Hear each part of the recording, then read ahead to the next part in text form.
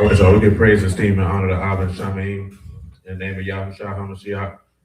Pick this up, John chapter 5, verse 39. Search the scriptures, for in them you think you have eternal life, and they are they which testify of me. And you will not come to me that you might have life. I receive not honor from men, but I know you, that you have not the love of Elohim in you. I come in my Abba's name, and you receive me not. And if another shall come in his own name, him you will receive.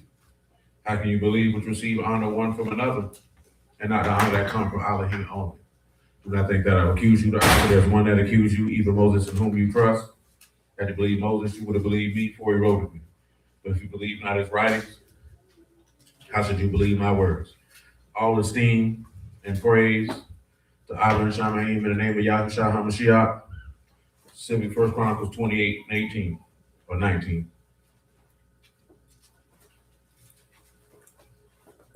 All this said David, Yahuah made me understand in writing by his hand upon me, even all the works of this pattern. Exodus 25 and 8.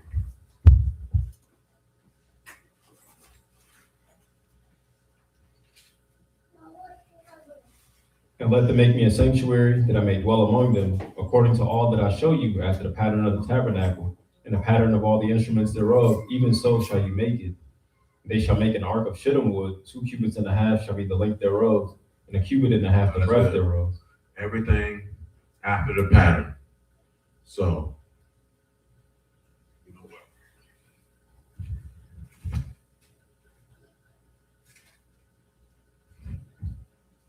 Come to Exodus 28 and 31. But before you read that, read me Joel 29 and 10.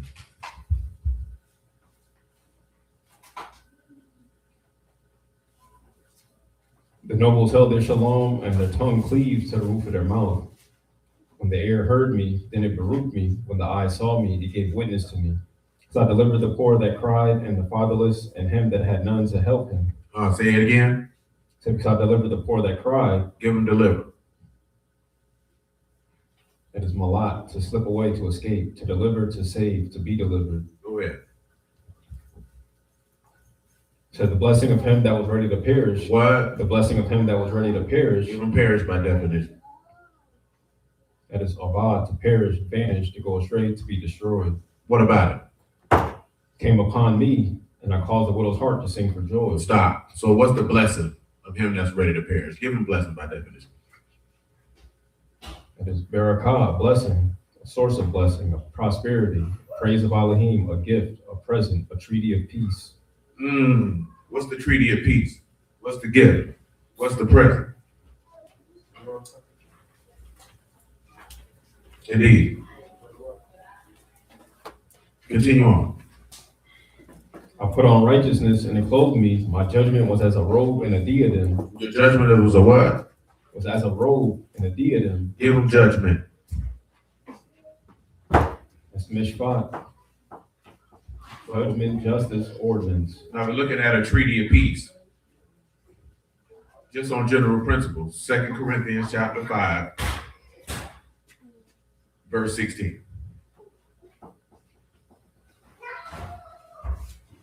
Wherefore, henceforth know we no man after the flesh. Yea, though we have known a Mashiach after the flesh, yet now henceforth know we him no more. Therefore, what's happening with your man? Being a Mashiach, he is a new creature. Old things are passed away. Behold, all things are become new. Right. And all things are of Elohim, who have reconciled us to himself by Yahushua HaMashiach, and have given to us the ministry of reconciliation. So with that Elohim was in a Mashiach. Shalom, Brother Ernest, Robert, Marcus, Marvin, not Nate, imputing the trespasses unto them, and have committed unto us the word of reconciliation. What? The word of reconciliation. Go ahead. Now then, we are ambassadors for a Mashiach, as though Elohim did beseech you by us. We pray you in a Mashiach stead, be you reconciled to Elohim. Now, what did that mean what we read the other day about whole stones? You got a pocket full of stones? You don't know nothing about that anyway. What that mean about the whole stones, man?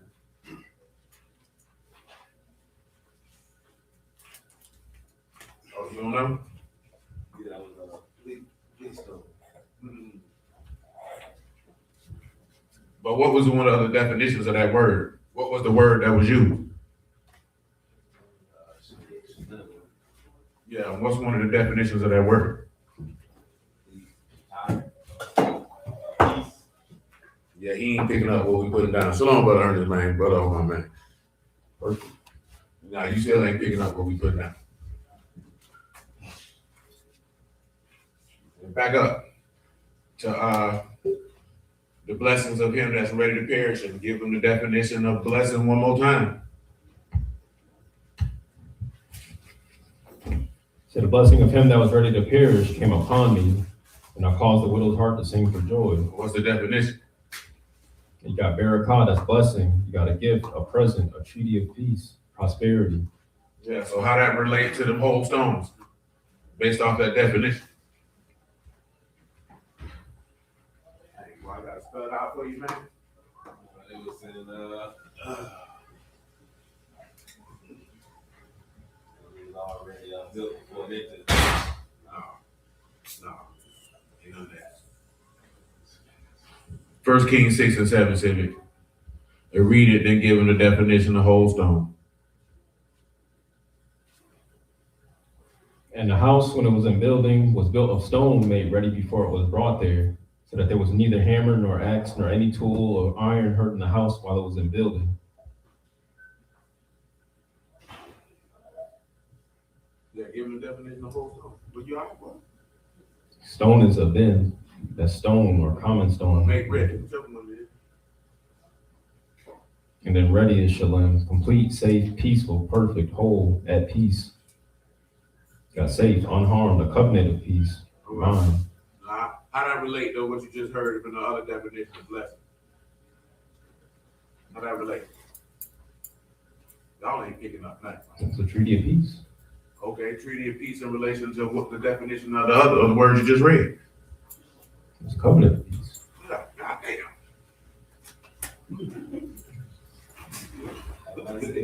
No, you didn't say that.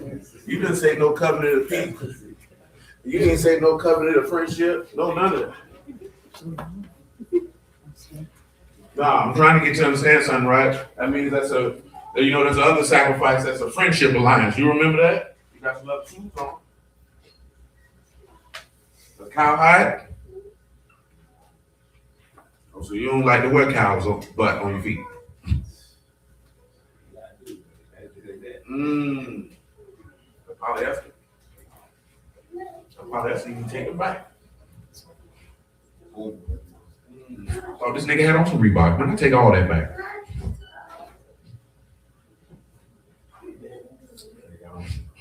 Puma Reeboks, man. What's up with that? I definitely thought that. Don't look like Reebok. Yeah, I see them gun bottom. I'm like, okay, that boy, man, take all that back. What that nigga already did.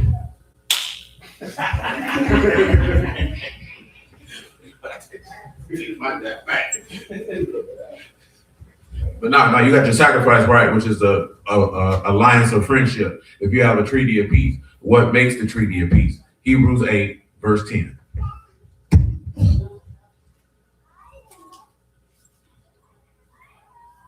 This is the covenant that I'll make with the house of Yahuah after those days, saith the Lord.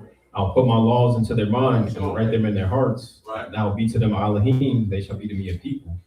And they shall not teach every man his neighbor, every man his brother, saying, know the Lord, for all shall know me, from the least to the greatest. Right. For I'll be merciful to their unrighteousness, and their sins and their iniquities will I remember no more. And that he said, a new covenant he hath made the first old, and that which decay and wax old is ready to vanish away. And that would be your treaty of friendship. How does it relate to the Ruach HaKodesh? He said the blessing to him that's ready to perish. Let's get John 15:13. I'm working to verse 14, just hitting some other elements on the way there.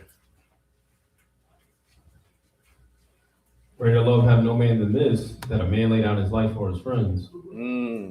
Go ahead. You are my friends if you do whatsoever I command you. Henceforth I call you not servants, for the servant know not what his Lord do, but I have called you friends. For all Called you what? Called you friends, for all things that I've heard of my Abba, I have made known unto you. What's the Hebrew word for friend? Lord. Where Dory at?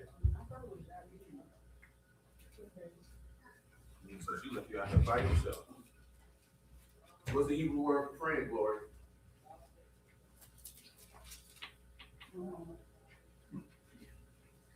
Yeah, it's open book test. You scared open. And you cheat, you read somebody else's book. No. Because what you just told me is a Greek word.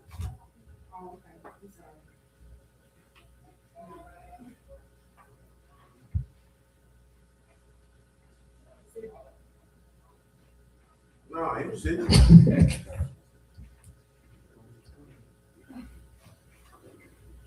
Did your mama intend to name you Gloria or Glory Hallelujah like your favorite rapper? That's your favorite rapper, free?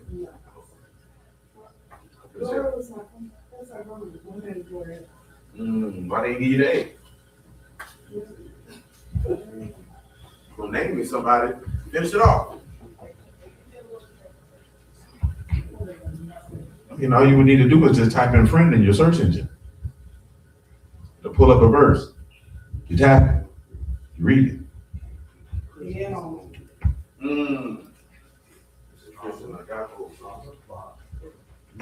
can phone a friend. Nah, you ain't got no friends. Come on.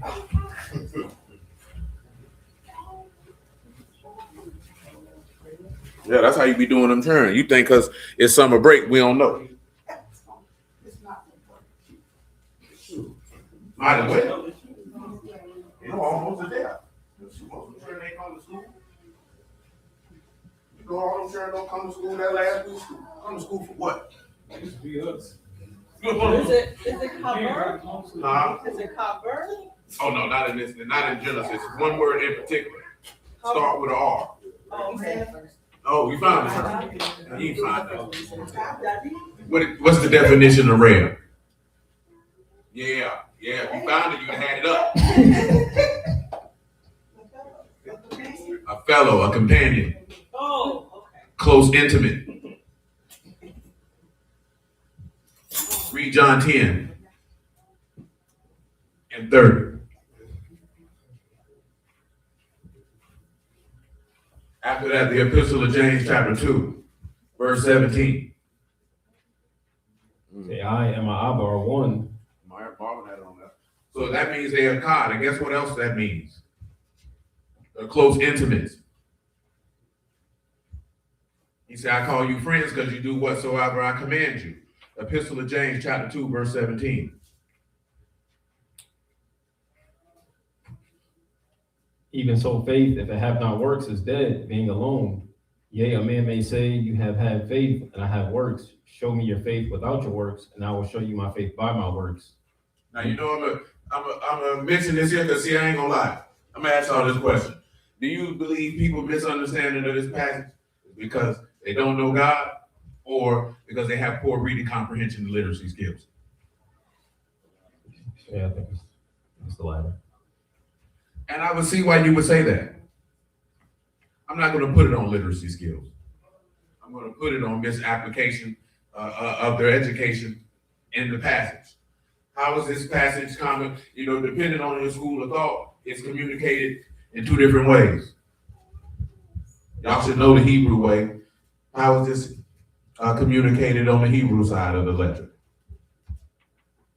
That faith without works is dead. How is that communicated?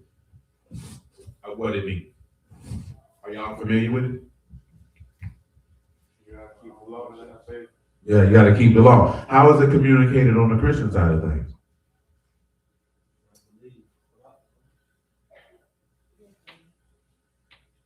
And both of them are wholly incomplete.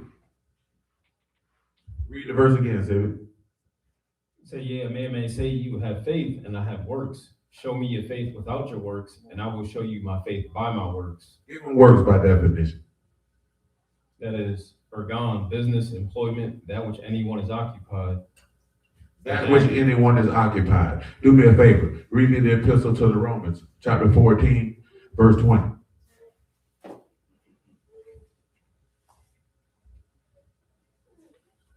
For meat destroy not the work of Elohim. All things indeed are pure, but it's evil for that man who eat with offense. It is good neither to eat flesh, nor to drink wine, nor anything whereby your brother stumble, or is offended, or is made weak. Have you faith? Have it to yourself before Elohim. Go ahead. Happy is he that condemned not himself in that thing which he allowed. Go ahead. And he that doubt is damned if he eat, because he eat not of faith. For whatsoever is not of faith is sin. Whatsoever is what? Not of faith is sin. See, they don't like to talk about that. So then my next question would be, where do you have from Torah and Tanakh, or Torah and or Tanakh, an instance of an individual because it wasn't of faith that it was sin to him?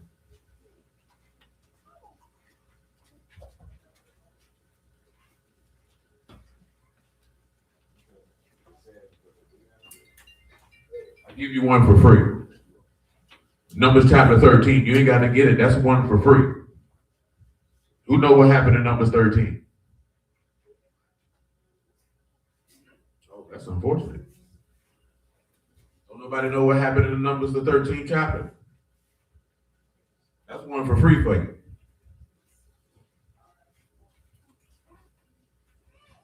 Anybody of y'all on here know what happened in Numbers the 13th chapter? They slipping in here. What's going on, Lil Johnny?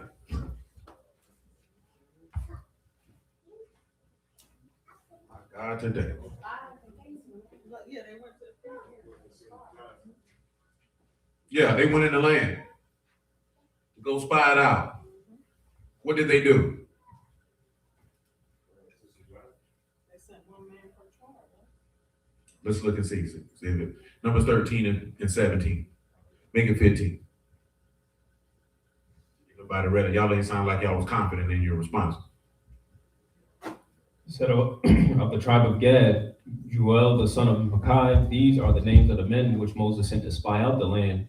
And Moses called Hoshea the son of Nun, Yahushua, and Moses sent them to spy out the land of Canaan, and said unto them, get you up this way southward, and go up into the mountain, and see the land what it is, and the people that dwell therein, whether they be strong or weak, few or many, and what the land is that they dwell in, whether it be good or bad, and what cities that they dwell in, whether in tents or in strongholds, and what the land is, whether it be fat or lean, Whether it be fat or lean. whether it be wood therein or not, and be you of good courage. Be what? Of good courage. Give them courage.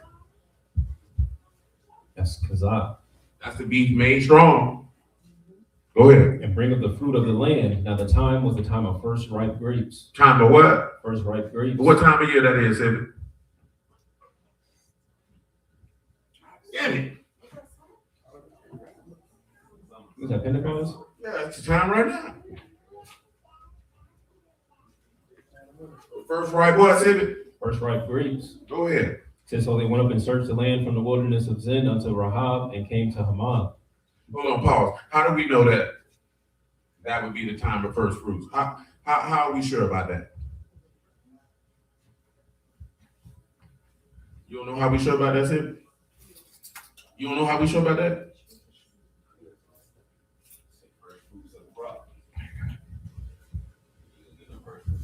Well, y'all overcomplicated.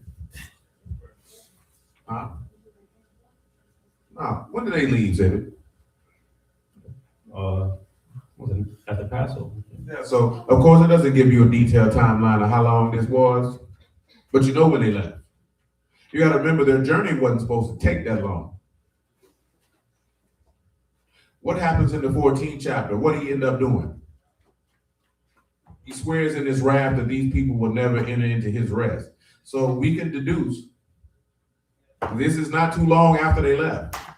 Because after that, he said that they would walk around there until what? Until everybody 20 and older Dies. So this ain't no, there's not a long gap of time that have elapsed from the time that they left to this particular narrative right here. It's after this particular instance where the state gets stretched out. Go ahead, Sid.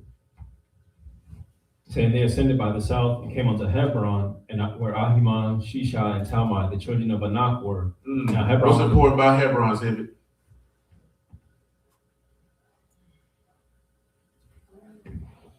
Hey, you don't know Hebron? You know Chevron, though. What's in Hebron? Okay, talk to me then. Go ahead. It said now Hebron was built 7 years before Zoan in Egypt, and they came And they came unto the brook of Eshcol and cut down from thence a branch with one cluster of grapes, They cut down what? a branch with one cluster of grapes, Mm. and they bare it between two upon a staff. Well, that sounds like to you, Civic. Yeah, you on the top today, boy. That's right, Emma. Sound like Yahushua when he said, I'm the vine, you are the branches. Look at that boy. That boy's hard today. She gave you extra pancakes, huh? Maybe. And maple syrup. She ain't giving that answer, mama. But what's the importance? How they buried that branch? How did they bury it? Read it again. It said, they came unto the brook Eshcol and cut down from thence a branch with one cluster of grapes. They bare it between two upon a staff. And they brought of the pomegranates and of the figs. Buried between two, what it sound like? They put in between the Indeed. witnesses. Go ahead. They say the place was called the brook Eshcol because of the cluster of grapes where the children of Yasharah cut down from thence. And they returned from searching of the land after 40 days. And they went and came to Moses and to Aaron and to all the congregation of the children of Yasharah unto the wilderness of Paran to Kadesh, and brought back word unto them and unto all the congregation, and showed them the fruit of the land. What else? And they told them and said, we came unto the land where you sent us, and surely it floweth milk and honey, and this is the fruit of it. Nevertheless, the people be strong that dwell in the land. The cities are walled and very great. And moreover, we saw the children of Anak there. The Amalekites dwell in the land of the south, the Hittites and the Jebusites and the Amorites dwell in the mountains, and the Canaanites dwell by the sea and by the coast of Jordan. Caleb stilled the people before Moses and said, What he said? let us go up at once and possess it, for we are able to overcome it. Right. But the men that went up with him said, we be not able to go up against the people, for they are stronger than we. And they brought up an evil report of the land, My God, which today. they had searched unto the children of Yasharah, saying, the land through which we have gone to search it is a land that eat up the inhabitants thereof, and all the people that we saw are men of great stature. And there we saw giants, the sons of Anak, which come of the giants. We were in our own sight as grasshoppers, and so we were in their sight. You see what they did? They was without faith, so that was sin unto them. It wasn't no commandment violated. Now that 6:13, now that 10 you can read. Who has another example? That he that do it without faith, that's sin unto him. I give you another free one. Saul indeed. I was gonna go Jonah. And Jonah indeed. The only difference is just don't reference that he committed a sin in plain writing, but you can insinuate it. Who? Yeah, I mean, shoot. You can say it. You know, Moses is another example. When he spoke to it, he was supposed to speak to it. If he believed it, he spoke to it. He let the people affect his faith. That go back to what we're talking about in Hebrews 13. You know, obey them that have rule over you, that they might do it with joy, because if not, it's not going to be good for you or him. No, that was jealousy. Because that was more so they believed what he said, but they didn't want to submit to it. Because they said, damn, we going to bow down to you too? They said, yeah, we got to kill him. See how many dreams you dreamed in. We're not looking at sin from the aspect of just saying what he's saying because you don't got faith in what he asked you to do versus a commandment out the law. Yeah, you ain't looking for nothing out of the law. You looking for, you violated either because you didn't labor towards what I said or you didn't believe what I promised. Because they were told you're going to get this land. Remember, Yahuah son of Nun was telling them, man, them people food for us. They say, nah, cuz it's better for us to go back to Egypt. We gonna go down there and die. You didn't even believe that he could deliver you out of these people's hand after you just got delivered out of Egypt. That might have not even been, if it's around the time of Pentecost, that means it wasn't nothing but a good month and a half. A good month and a half. You just watch this man drown a whole army, hit him with a multitude of plagues, and you like, nah, boy, the giants gonna get him. What about when they made cattle? Oh, Yeah, I mean, that's on the aspect of the people. You can throw Aaron in there too. I think Aaron jumped more so like what we were talking about the other day. You yielded to what the people wanted instead of saying no. Listen to them. It's not gonna ever No, that ain't gonna be necessarily a lack of faith. That's just, oh, I'm content with 3. You could have mashed and dashed, and you thought, well, 3's sufficient. No, that prophet that turned into the other prophet. That's another one too. That's sin unto him. You didn't believe what I said to you. You know what I'm saying? Like a lot of individuals won't go into that when they say that which is not of faith is sin, because nobody explains to you what does that mean for it to not be of faith, for it to be sin. And then on the most probably on the Christian side, I can't really speak to them. They're not going to express it. And the Hebrews just going to say, well, if you ain't got no faith, if you don't keep the commandments, yet nevertheless, if there's an instance where you told to do something off of a word, you're not going to do it. And in your mind, that's not going to be sin. Because I ain't break one of the laws, brother. I didn't eat pork. I kept the Sabbath, but I told you to do X, Y, Z. Same way like when he told Abraham, depart from amongst your kindred and go to the place that I tell you to do. Him going is a sign of the works of his faith. Him not going would have been sin unto him. Because you didn't believe me. When I told you I'll make your seed as the sand of the sea, I'm going to do this, I'm going to do that. That's why the book tell you Abraham believed in Yahuah and he counted it to him for righteousness, because you believe, you have trusted and deemed me faithful on what it is that I promised, though your eyes can't lay hold on to it. Like what we read last night, that if you can see it, then it's not hope. And if there's no hope, why would you wait for it? And that's why I mentioned that, at least from my life experience, like once a man loses hope, it's over with. It's over with. You know what I'm saying? That's a dangerous individual, either to others or himself. You know what I'm saying? And most of us haven't really came across somebody who was actually hopeless. You know what I'm saying? If any of y'all encountered somebody who was actually hopeless, because I've encountered plenty. You know what I'm saying? And you can tell the look in their eyes. You can see the aura of their spirit is different. That's a broken individual. Not broken like people talk about broken from trauma. That's that he don't care. He doesn't care about anything. You know what I'm saying? See, women be saying that they self be hopeless, but a lot of times they just be exaggerating. Because once you fall into a pit of hopelessness, it leads to a continual spiral of destructive behavior because you have no expectation of anything. You don't believe anything's coming of any positive traction whatsoever. You know what I'm saying? If you was thinking that hey, I ain't gonna never get a job. I ain't gonna never have nowhere to stay. That's how people spiral out of control. Because all it takes is, especially what I told you about last night, man, about the reality of the systemic doggone oppression that capitalism is in general. How it is systemically put in place to be able to squeeze the labor and the resources of the masses in order to enrich the pockets of a few. And of course, see, we'll look at the anomalies and you'll believe that it works. But in general, as you already know, they say 80 to 85% of the United States population don't even have $1,000 in the bank. Now, you got everybody and their mama in America acting like they pocket straight. But the reality is somebody lying. So either the crackers lying or the people lying.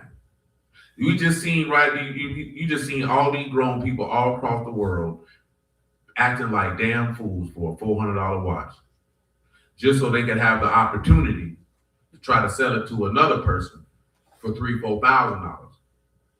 Now, most of them people probably didn't even have the $400 to buy the watch in the first place. I'm not even talking about people who wanted it to wear it. I'm talking about those who were hoping to flip it. Now, some people did the math on it. You sat outside for 12, 24 hours to get this watch to sell it for this. This not even minimum wage. But for some people, hey, I don't care about no per hour. I'm just trying to turn this 400 into 3,000.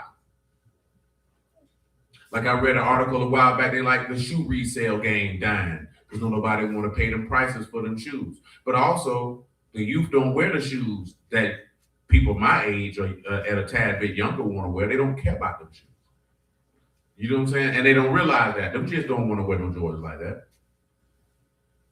Not like how people my age want to wear them. And it ain't because they saw him play. The allure to them is not the same.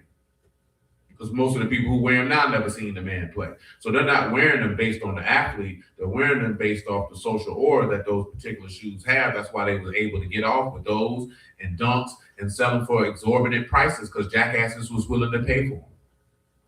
Just to say that they had them. Now people can't do that no more. And unfortunately, it's probably going to get worse and worse. You know what I'm saying? And hopefully you don't see people see when they get there, and I go back to what I was talking about last week, like what these be the scenarios that they be scared of, because when it get like this here, this is when crime increases.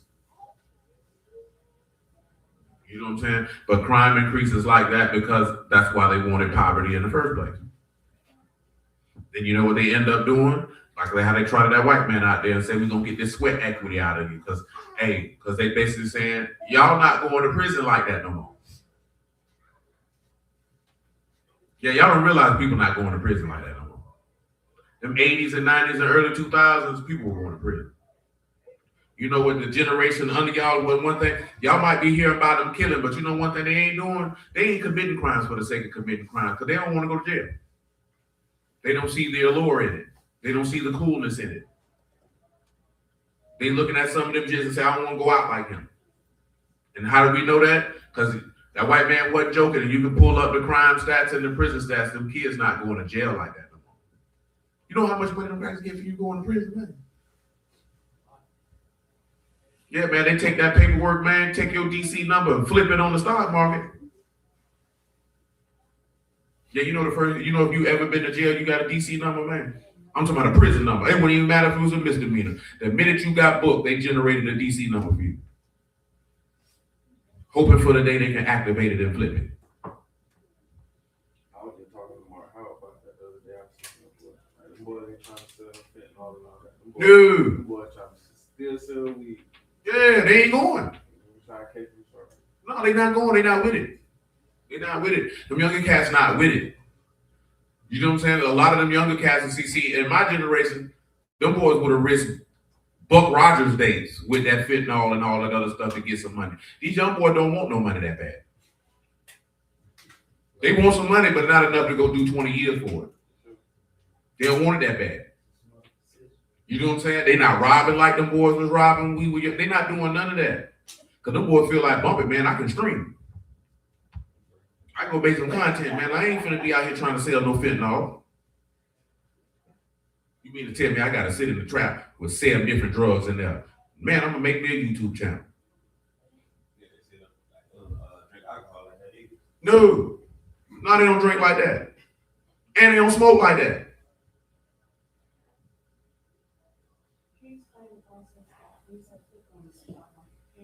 Oh, that's the Uniform Commercial Code. That's a long, drawn-out conversation. Same way how they sell your birth certificate and your Social Security card. You ever looked at your Social Security card? It's on stock paper. You ever looked at your birth certificates? They on stock paper. They take those, and if you turn your Social Security card over, there's a stock number on the back of it. They just take it. They sell you on the open market. I don't think those are on stock paper, but I can't remember because I ain't never seen mine. I think so. It's a commercial merger. Yeah, I ain't never seen mine. It's a company merger. Yeah, but they sell it. They sell your corporate entity, which is your name in all capital letters. They sell that. Yeah, so when you go to prison, they sell that. You're a commodity on the stock exchange. Your children are a commodity on the stock exchange. According to the Black's Law Dictionary, you don't even own your children. They're property of the state, and you gave them to them when you signed certain paperwork. You told the state you can have them because I don't know what to do with them. Even by the Black's Law Dictionary, when you go to court and they say, are you such and such, and you raise your hand and you say, I am, you just told the court that you're mentally incompetent to handle your own affairs, and we can send you to prison if we want. You just told us you don't know what you're doing. But the people who do know what they're doing when they go in court to argue that, guess what them crackers do? Send them to jail anyway. So it's a lose-lose situation. Right. It's a lose-lose situation. Oh, yeah. It's a lose-lose. Go ahead, Sid. Where we at, Sid? You just read Numbers 13. Mother Sharon just mentioned it, that straw man. Oh, what kind of watch we talking about? Watch. I think they said the regular Swatch watch usually go for $65.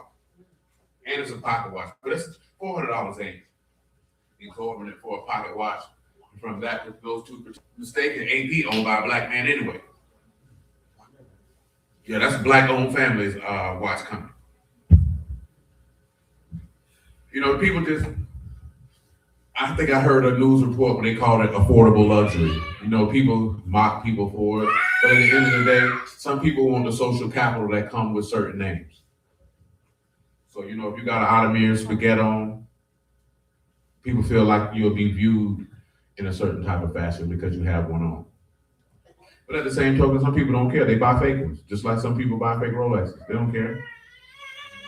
Same way some people walk around with fake purses. Now you gotta ask yourself, you think all these people really walk around here with Louis Vuitton purses and Chanel purses and Birkin bags? You understand how, and Goyard bags, you understand how expensive those bags are for real? Bags go for $4,000, $5,000, $6,000 a piece. If you're making under $100,000 a year and you own multiple bags of this and you actually pay full retail, we know that you're a functional retard. Because that's stupid. Why would you spend that amount of money on bags? But then some people do, because that's what they want. You know what I'm saying? And that's your business. But that's the part of capitalism, because the other part of capitalism is consumerism. So they want you to constantly consume. I need a new fridge. You need a new car. You need new shoes. You need new cars. You need new phones. Like brother just talking about, because I ain't know the Jason Black was riding on Auburn preach, but this is a true statement that he made. Most men are minimalists. In general, they don't need much.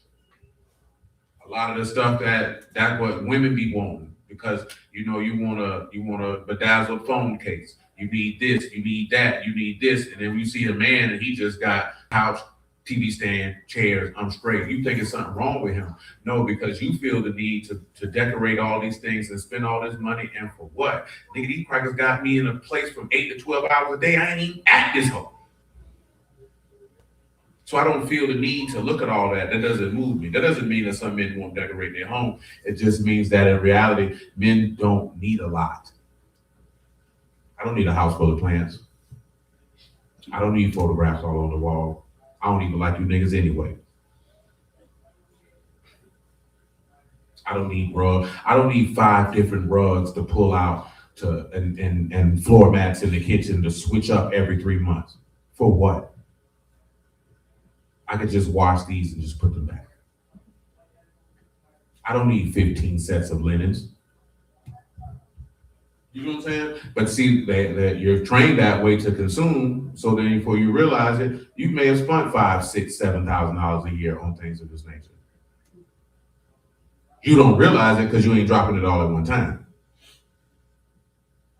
Just think of yourself, you'd be like, I feel like my husband's would give me $500, $600 a week to buy stuff. And then you gotta ask yourself, what the hell are you buying that costs you $600 a week? That's $2,400 a month. That's almost $25,000 a year. So say if you made $100,000 a year, you just spent a quarter of your salary on knickknacks. This is not even counting taxes, just on knickknacks. I'm not mentioning it in a really good mention of this is how the people keep you in a trap or where you'll never catch them. You know what I'm saying? Then you know the crazy part, then broke hoes will try to tell you that rich niggas don't care about no money. Then you know what happened when men meet rich men? You know what they found out? Them niggas don't spend no money. You know what I'm saying? Then you be amazed because you let a woman tell, oh, the rich man don't care. He gonna spend it. Then you meet men who actually have it, and you be like, yeah, I worked 15 years for this, 20 years for this, and this man want to know, where is it going? Why is it going there? How much it costs? No. Man, I done met some people, they got a whole lot of money, but they don't buy random things. They don't just be like, here, take my credit card, babe, go spend it. They don't do stuff like that because they want to stay rich. But you know how we don't ever know this? Because you don't be around people who be rich to know it, because niggas like to be fake rich. So he wants you to believe that he has more money than he has because he spent it. I just watched a video of some people at the Kentucky Derby, and they were asking people like, what is your most important financial decision? One of them kids like, yeah, my parents own this. One guy say, hey, I bought this stock, I invested in this, and they talked to a black dude, nigga said it's changed.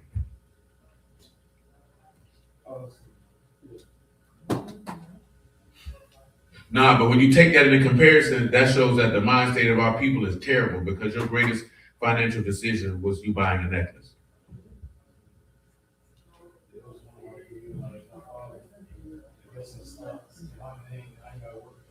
For the rest of my life.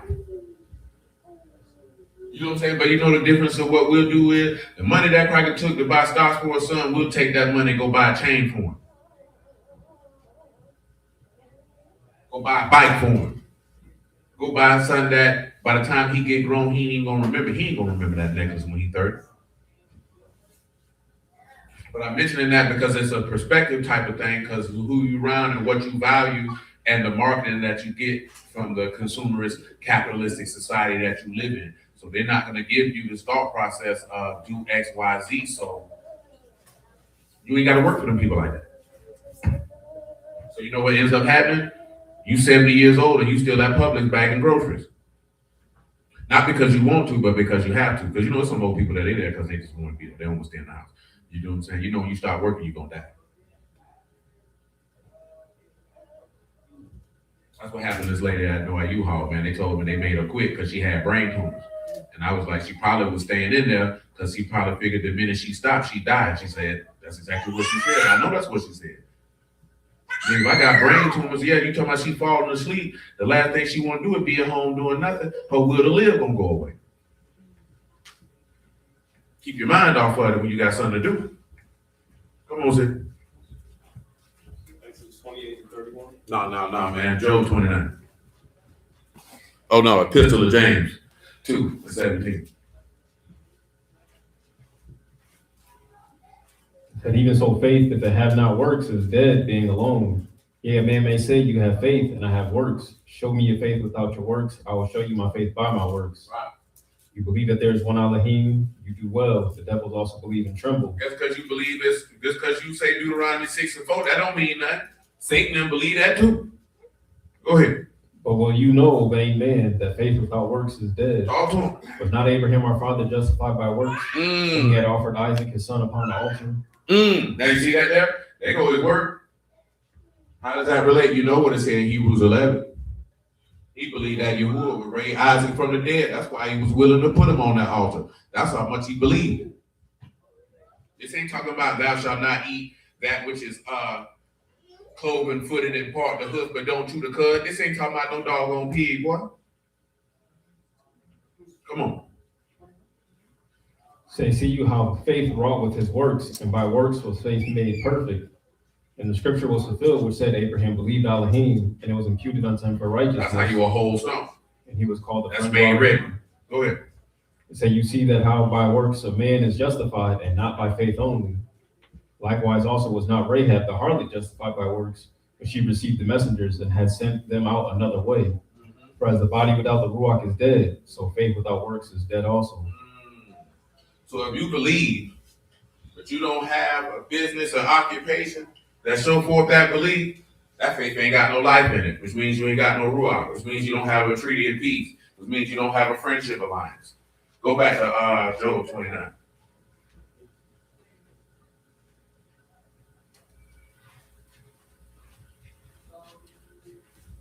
And 10. So the nobles held their shalom, and their tongue cleaved to the roof of their mouth. When the ear heard me, then it baruched me, and the eye saw me, it gave witness to me. What that is right there, Sid. Well, that would be when he resurrected from the dead, and he talked to his disciples in Luke 24. But come on. It said, because I delivered the poor that cried, and the fatherless, and him that had none to help him. The blessing of him that was ready to perish came upon me. So now we see what that blessing is of him that is ready to perish, which I already referenced. So Ruach HaKodesh. But go ahead. And that had none to help him. The blessing of him that was ready to perish came upon me, and I caused the widow's heart to sing for joy. I put on righteousness and it clothed me. My judgment was as a robe and a diadem. That's good. Give him robe. That is, Mayil, a robe, a garment worn over a tunic by men of rank. Men of what? By men of rank, a garment of the high priest. You a man of rank. Barry said he had a co-worker that retired at 75 and didn't make it a week before he died. You know, that's what Jason Levy talking about, you know, about men staying competitive. But I don't even think it's just being competitive.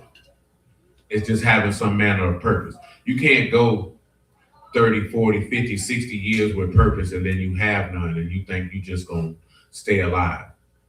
See, I don't know if y'all remember seeing them clips of Judge Mathis when he talking about he had to go get his wife back, how sad and mopey he looked, and it wasn't because he wanted his wife back. Because he knew he was gonna have to make sacrifices on his purpose and be homo.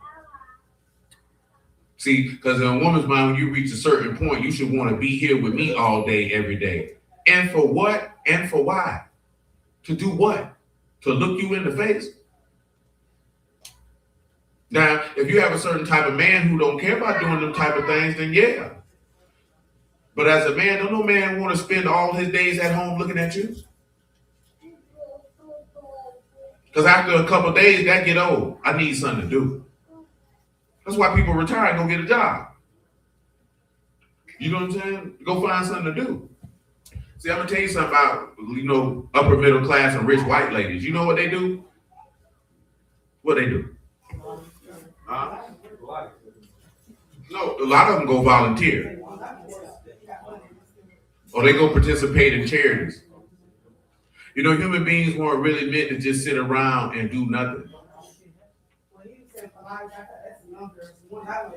Yeah, they work.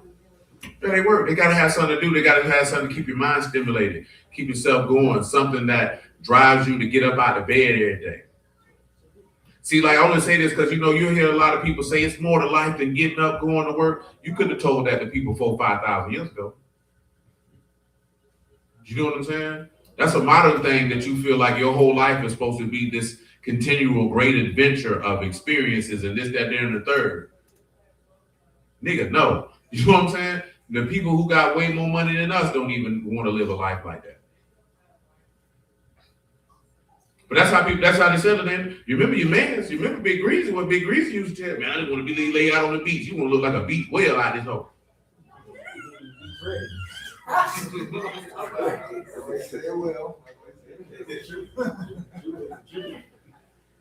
You want to lay on the beach, sweating and sanding. But that's how people believe your life's supposed to be. But you know what the curse is, though. Sweat of your brow. That man said you're going to work till the day that you die. I guess they know more than God did. It ain't even that. Now, truth be told, living in this capitalistic society will make you not want to work. You know what I'm saying? For no other reason that you feel like no matter how hard you work, no matter how much education you get, you'll never get to the place that you fantasize of. But I told you before, that's why they trot rappers out to you. So you can be like, he looks like me. I can make it too. And they know you're never going to make it. Yeah, because they can't retire either. I just seen a lady talking about that with Mary J. Blige. She got to do the residency there at Vegas. She look tired. She's supposed to be standing back chilling. Yeah, you don't know about the entertainment business. You thinking she got to work like that because she paid alimony to her ex-husband. She got to work like that because she on a record label. You know what I'm saying? Ron Isley, 125. And that boy went to prison for stealing Social Security checks. He can't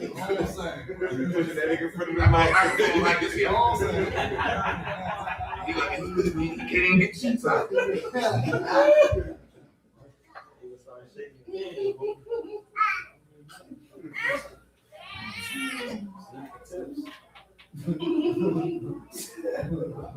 I was just telling you that yesterday, but y'all already know that. You know, the music business is a payday loan. Effectively, that's what it is. It's a payday loan. Everything. This ain't even money you get to keep. That's why this is a payday loan. I'm gonna loan you the money till payday. Payday when your album come out. Then I need my money back. Plus interest. And in my credit. And I own that. And I own your show money. Your merch money. Hell, if you sell your penis or your butt, I own that too. You get on TV, I need a piece of that too. I need all that. But that's the system that you're in. Go ahead, sis. And you know they had a nerve to tell you, pull yourself up by your bootstraps. Well, you sold me some boots with no straps.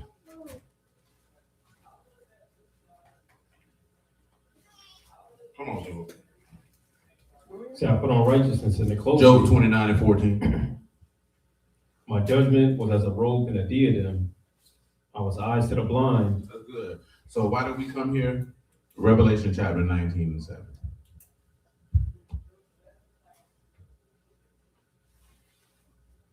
And again, that's not for us to lose off. It's just to understand the perspective of the system that we live in so that you can move in a certain type of way and not be under a false illusion. So we live in a society where they close businesses and just tell you out of a job. You know what I'm saying? The people got up who worked that spirit, thought they were going to work that day. Everything, nah, y'all go ahead and go back home. Ain't nothing in here for you. And they did it on the Saturday too. They say at least they let you finish your pay period, I guess. Now all them people out of a job, and guess who don't care? The mortgage company, the landlord, the electric company, whoever financed your car, the grocery store, the gas station. Nobody don't care. I need mine. You know what I'm saying? You can tell the people, well, hey, I'm waiting on this person to pay me. They ain't paid me. So I can't pay you till they pay me. That's a personal problem. And people don't care. Go ahead. Let us be glad and rejoice and give honor to him, for the marriage of the Lamb has come, and his wife hath made herself ready. And to her was granted that she should be arrayed in fine linen, clean and white, for the fine linen is the righteousness of saints. What kind of linen you think? What kind of outfit you think that is? Eh?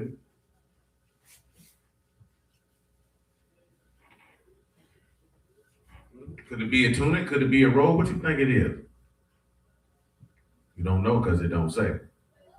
But neither, nevertheless. We came here for the aspect of, he said, I got my judgment and I put on my righteousness as a robe. We're dealing with the aspect of that fine linen, clean and white, and what the priest garment represents. Exodus 28:31. Now we talked about his robes the other day as far as how they put him, those robes on him during his crucifixion. Hey, see if you can pull up a video that got an illustration on that robe.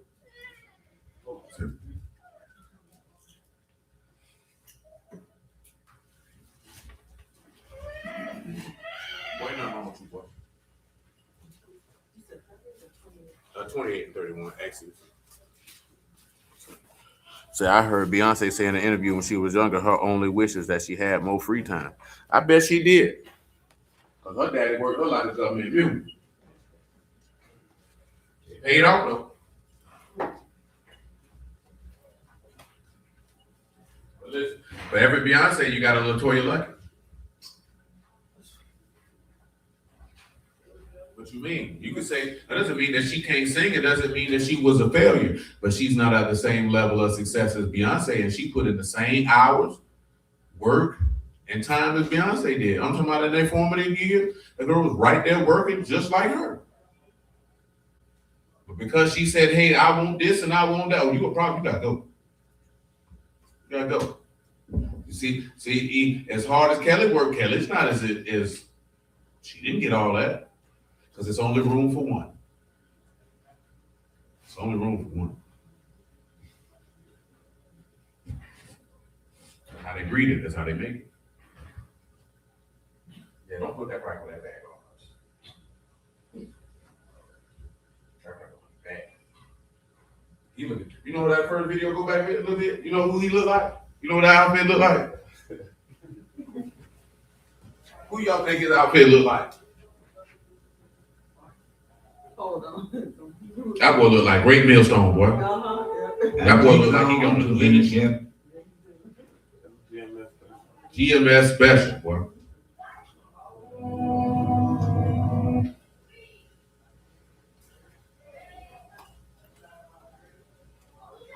And so one thing I don't like when they be showing them robes, man, is they try to make it look like them boy was wearing dresses, man, with no drawers on, like the Romans, man. And them boys ain't dressed like that. You know, them Romans like to wear them tokens. Y'all know why they wore them. Easy access. So if you like to go out the back door, you ain't got to run, boy.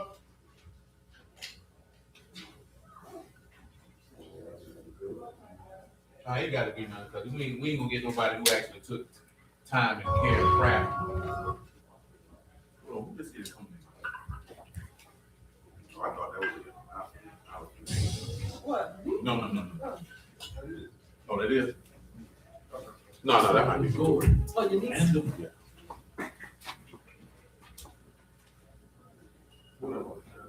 Oh, that was.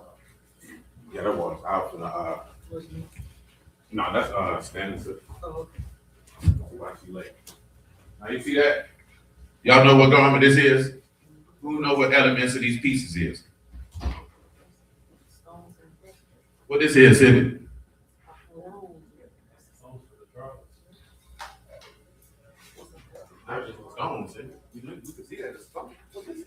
That's the ephod. Okay. Okay, what this is? What this is up under that? Related to Mm-hmm. Got it? This the up the road there. Over that. But you can read it for us, Sibby. Come on, read Exodus 28 and 31. That definitely don't look like the proper color scheme. That look like some Aztec print. It do though. Said you shall make the robe of the ephod all of blue. There shall be a hole in the top of it. In the midst thereof, it shall have a binding of woven work round about the hole of it, as it were the hole of a habergeon, that it be not rent. So that's your robe right there. Go ahead. And beneath upon the hem of it, you shall make pomegranates of blue, and of purple, and of scarlet, round about the hem thereof, and bells of gold between them round about. Go ahead. A golden bell and a pomegranate, a golden bell and a pomegranate upon the hem of the robe round about. It shall be upon Aaron to minister, and his sound shall be heard when he go into the Kadash before Yahuah, and when he come out, that he die not. And you shall make a plate of pure gold, engrave upon it, like the engravings of a signet, Kadash to Yahuah. And you shall put on a blue lace, that it may be upon the mitre, upon the forefront of the mitre it shall be. Now let's go to Ephesians 6 and 9.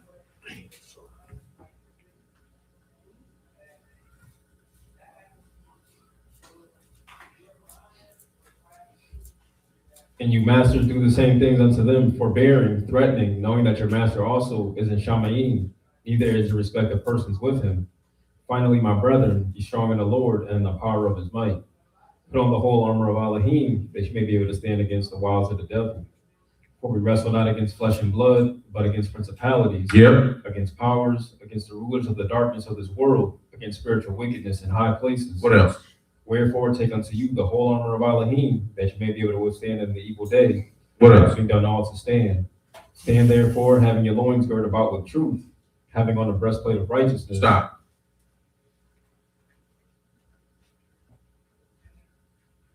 Now you see this breastplate. This breastplate represent what? From what he just read in Ephesians. Why is it even important for us to look at these priest garments? How they relate to you? Why is that important for you?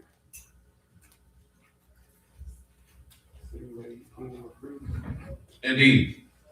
The whole what you got, Sibby? 1 Peter 2 and 4.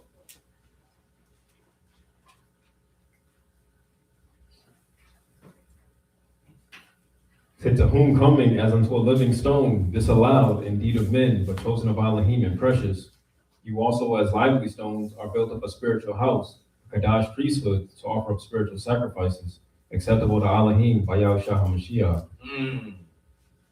What type of priesthood? A Kadash priesthood. Read them Exodus 20. Is that 20 or more?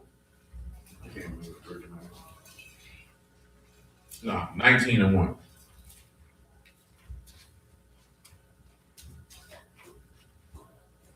In the third month, when the children of Yasharal were gone forth out of the land of Egypt, the same day came they into the wilderness of Sinai, for they were departed from Rephidim and were come to the desert of Sinai and had pitched in the wilderness. Shalom, And there Sister Rose. Yasharal camped before the mount.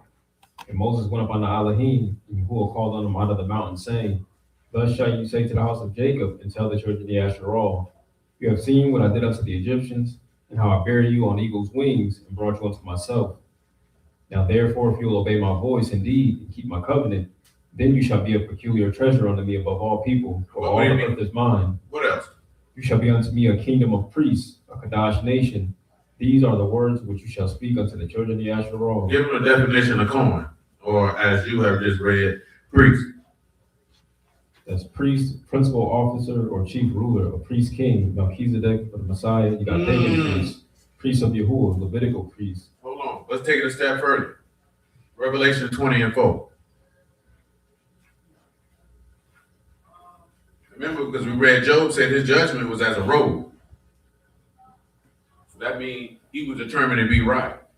You just read that the fine linen was the righteousness of the saints. Now you just read chief ruler, priest king, Melchizedek, Levitical priest, so on and so forth. But Revelation 20 and 4, let's look at what that says.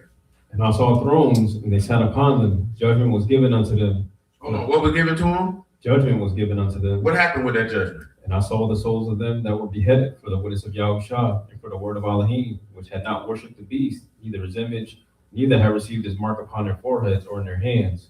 And they lived and reigned with Hamashiach 1,000 years. Go ahead. But the rest of the dead lived not again until the 1,000 years were finished. This is the first resurrection. Baruch and Kadash is he that have part in the first resurrection. Upon Such the second death have no power. what they gonna be? They shall be priests of Elohim and of Hamashiach, and shall reign with him 1,000 years. Now, if they priests of Mashiach and Elohim, even priests by definition, what kind of priests would they be? This is Hayerius, a priest, one who offers sacrifices and in general and busy with sacred rites. This is referring to priests of Gentiles or the Yahudim, or you got metaphorically of Christians, because purified by the blood of a Mashiach and brought into close intercourse with Elohim, they devote their life to him alone and to a Mashiach. But from a law standpoint, what kind of priests would they be if they priests of Mashiach? They work in the temple. Correct. But you got two type of priests. High priest? Correct. And the other priests are Levites. Remember, all Levites are high priests, but every Levite is not a high priest. But in this instance, what priesthood you in, Civic? Mashiachs.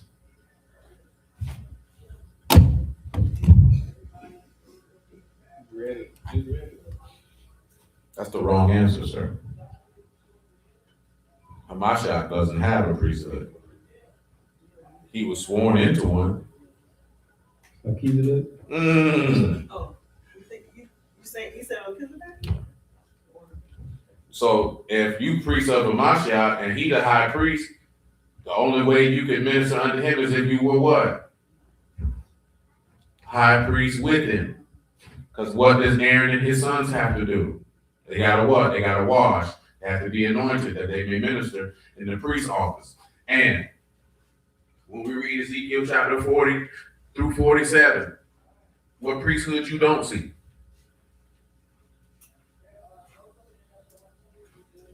Oh, y'all quiet. You got an answer for that? You're rocking this baby. You got an answer for that? You got an answer for that? Get out. Levi said Ezekiel 40 through 47. So you can get out. That's the wrong answer. You can get out or do 3 push-ups. Oh, no, you do it right here. No. 3. 3 ain't even a lot. So you should be able to handle it. Shoot, you talking, but you ain't proving. Where is the push-ups? Why you can't? Your dress ain't got nothing to do with doing no push-up. You ain't doing no jump squats. This nigga can't do a push-up. Come on, Kalisha, you can do one. A push-up. What that mean? What that mean? I seen women do deadlifts 8-9 months pregnant. That's a shit. A push-up, you feel close to your stomach. You ain't close to your stomach. If you close to your stomach, that means you did it wrong.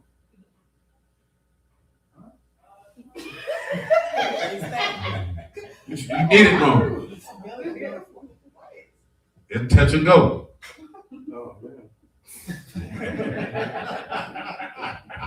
That's it. Just like if you're doing a box squat. Glutes touch the box, stand on up.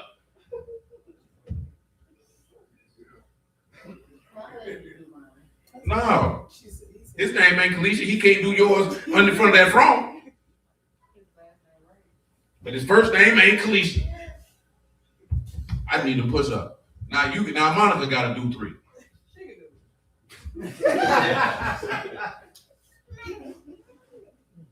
What you laughing for? Now you gotta do 6.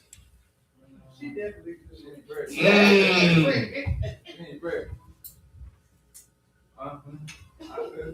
Yeah, he sleep. Don't put him in that chair. But somebody ain't got it. Says somebody get the right answer. Somebody got to get the up and push. It's always a place to do push up. All you need is the ground. You know what I'm saying? The floor is everywhere. There's nowhere on this earth that you're gonna go somewhere where there ain't no floor. It's always time for push-ups. I ain't repeating nothing.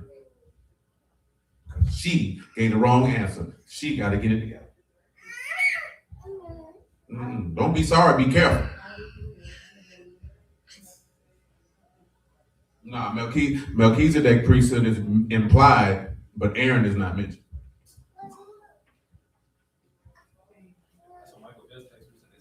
Right, you should have said it out loud instead of texting him. What you texting him for? Yeah, you text peace. That don't matter. Shoot, he can't help you out. You supposed to answer out loud. You texting him.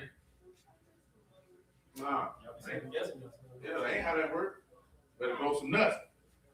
You talking about proverbial. Don't do that. I mean, at the end of the day, when you say don't do that, shoot, that's what her uterus was.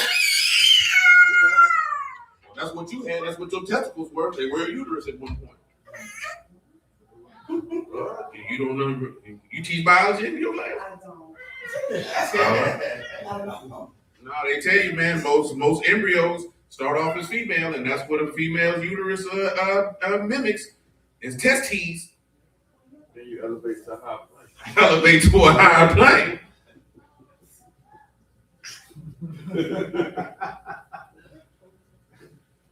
You know that? We just carry we just carry the female.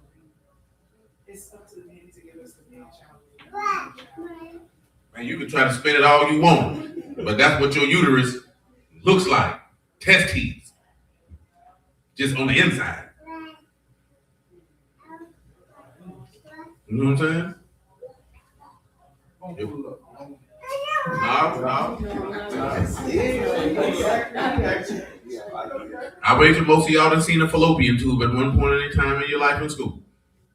You know what a fallopian tube is, don't you? I would hope so. Your gynecologist sucks.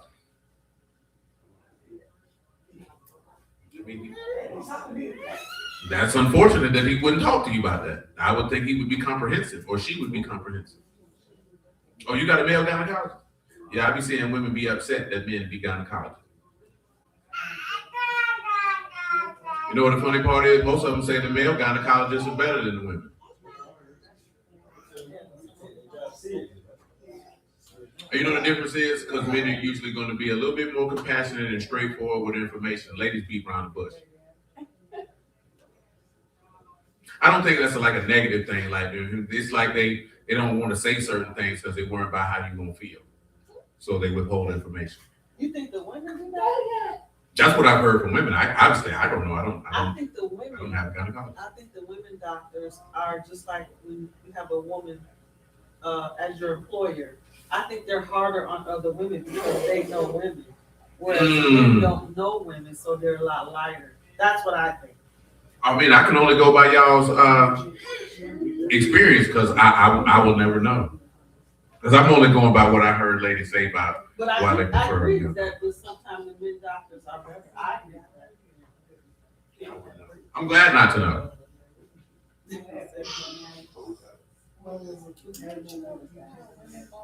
Just whoever was available. I mean, I deliver for women, I deliver for men, I prefer the delivery I have with men, but, I mean.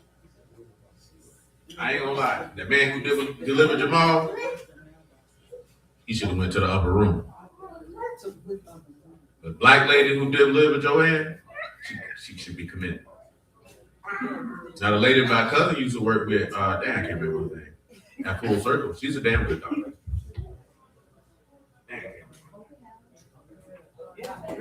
Yeah, Dr. Adams is a damn good doctor. Yeah, I know. I mean, that whole organization.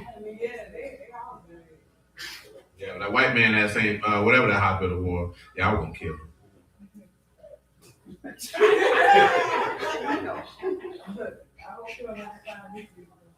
He ain't got to find it because I told him that to his face. So there's that. He ain't have no care or concern.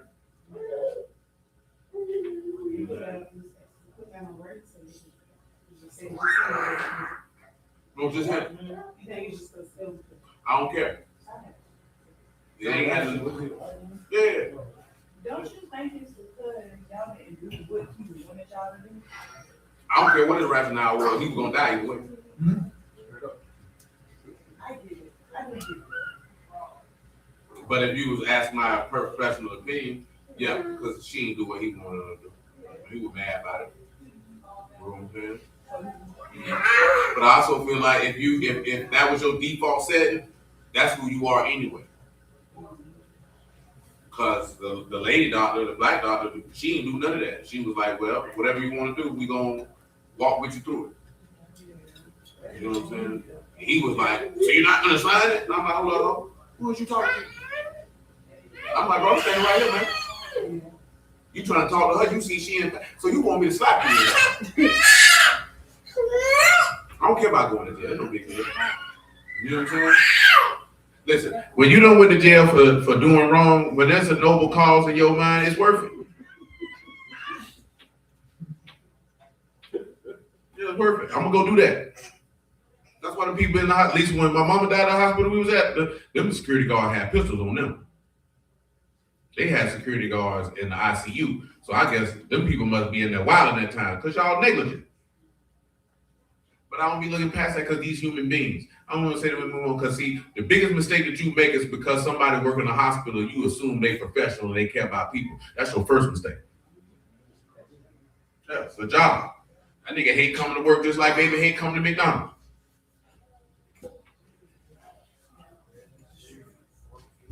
Come on, Sid. Read back Ephesians 6. That's correct.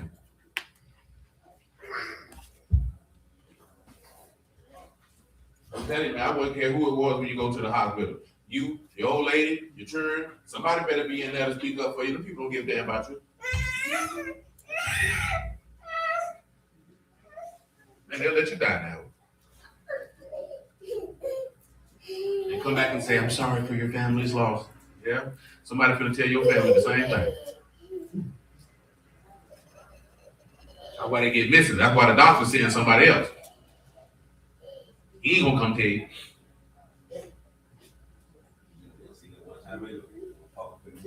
Yeah, he gonna dip. He don't want nothing to do with nothing. Yeah, because they know you gonna kill him. Yeah, I said, I came in here early, you know, you was knocked out. I bet I was. I'm coming here at 6 o'clock in the morning talking about you checked on me.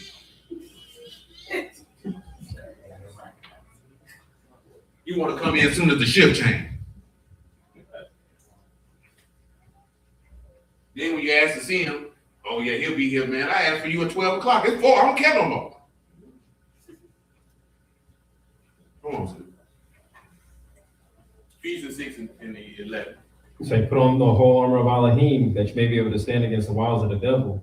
For we wrestle not against flesh and blood, but against principalities, against powers, against the rulers of the darkness of this world, against spiritual wickedness in high places.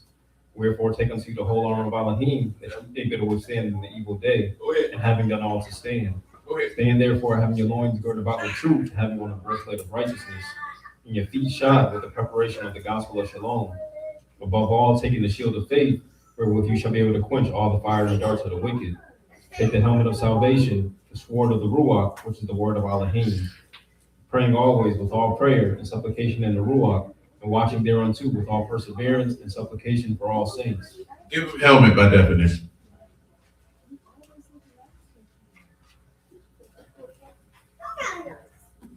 That is perikephalia, that is a helmet, metaphorically the protection of the soul, which consists in the hope of salvation. How y'all think that relate back to that mitri? Like the way you a mitri. Now you know a lot of brews walk around with a mitri on, and guess what they is? No, I ain't gonna go there. Yeah, they wrong. You're wrong. What they tell you about that mitri is they tell you it's cultural, ain't it? You don't read nobody in that book got a mitri on except the high priest. There wasn't nobody walking around randomly and Beersheba with a mitri on. Wasn't nobody walking around and Galilee with a mitri on. Because where it's supposed to be at, Sidney. That video got a picture of dude with the mitri on. I'm only reading that because he read it earlier, and I want to, obviously it's not going to have a thing on it that say Kadash. That's behind the veil. Yeah, that's the only place you can wear that. That wasn't for everyday wear. I think we talked about the last one there. This is it. Lord, that commanded Yeah, that's it. Moses. That's it. Go back to Exodus 28 when you read about the mitri, whatever you want to say.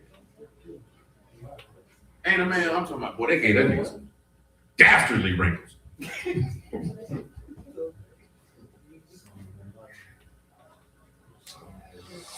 He do look like Bin Laden. Them people be disrespecting people over there, man. But you know ain't nobody with translucent skin was hanging out over there in them type of conditions. Where did you say that? Yeah, he back to Exodus 28. What verse it is? We're just looking at where you see that mitri says Kadash to Yahuah. Yeah, that's verse 36. Exodus 28 and 36. Says, you shall make a plate of pure gold, engrave upon it like the engravings I'm of a gonna back it signet. up where it's talking about the hat he got. And it say, and it shall be upon Aaron to minister, and the sound shall be heard when he go into the Kadash before Yahuah, and when he come out, that he die not. You shall make a plate of pure gold, engrave upon it like the engravings of a signet, Kadash to Yahuah. Tell them what a signet is. You got a signet ring, Doris? That's a seal, a signet ring. A seal. That's what I wanted you to mention. You ain't ever walk around with a signet ring on? Walk up there, I'll put my pimp hand on you. Leave a stamp on their forehead. Say Doris. Yeah, you get you a ring with like one of your initials on it, you know what I'm saying? But right beside the forehead. Leave MB in their head. You know who that is. You know what I'm saying? Put a tattoo on it. Now, if you look at that gold plate, represents a seal. What that represent? What you running here for? What? What you running here for? What? What you running here for? What? You trying to get from around me? What? You can't defeat me. What?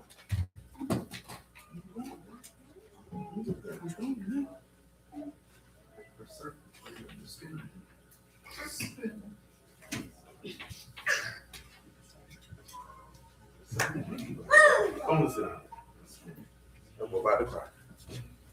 All right, y'all ain't got it? Read again, Sid. Yeah, hands on the forehead. Go ahead. So you shall make a plate of pure gold, engrave upon it like the engravings of a signet. I mentioned that signet because that's the thumb, and they said that means seal. Go ahead. Kadash to Yahuah. You shall put on it a blue lace that may be upon the mitre. Upon the forefront of the mitre it shall be. Pause. That signet say you set apart to Yahuah in the middle of your forehead. Exodus 13:7.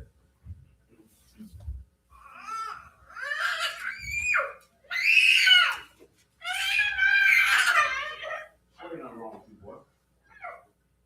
Ain't nothing wrong with you, boy. Nothing wrong with you. Say unleavened bread shall be eaten 7 days, there shall be no leavened bread be seen with you, neither shall there be any leaven seen with you in all your quarters. You shall show your son in that day, saying, This is done because of that which Yahuah did unto me when I came forth out of Egypt. What up? It shall be for a sign unto you upon your hand, and for a memorial between your eyes, and that Yahuah's law may be in your mouth, for with a strong hand have Yahuah brought you out of Egypt. Now, what's the other thing that was like this that the people had to wear?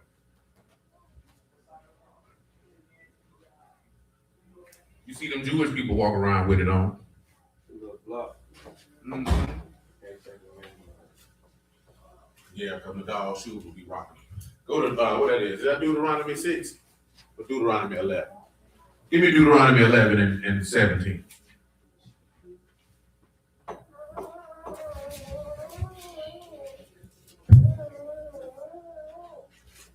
Saying, Then Yahuah's wrath be kindled against you, and he shut up Shamahim, that there be no rain, the land yield not her fruit, lest you perish quickly from off the good land which Yahuah give you. Therefore shall you lay up these my words in your heart and in your soul, and bind them for a sign upon your hand, that they may be as frontlets between your eyes. There it is. Frontlets. Tell them what frontlet means. Sephafah, bands, phylacteries, frontlets, marks. Phylacteries, that's what it is. That's what it is. That's what escaped my mind. So do me this one, Civic. Matthew 23 and 10.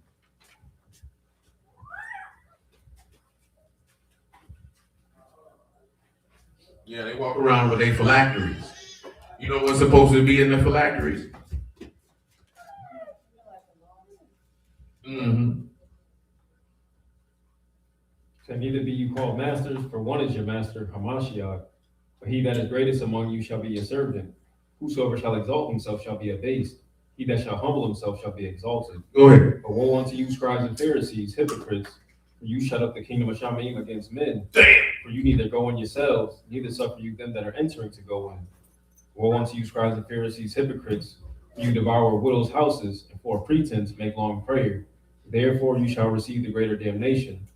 Woe unto you, scribes and Pharisees, hypocrites, for you compass sea and land to make one proselyte. When he is made, you make him twofold more the child of hell than yourselves. Woe unto you, blind guides, which say, They go that mouse, glory. They ain't go for you. Whosoever shall swear by the temple, it is nothing, but whosoever shall swear by the gold, That ain't the verse. That ain't the verse. What verse it is? 5, 6, or 7.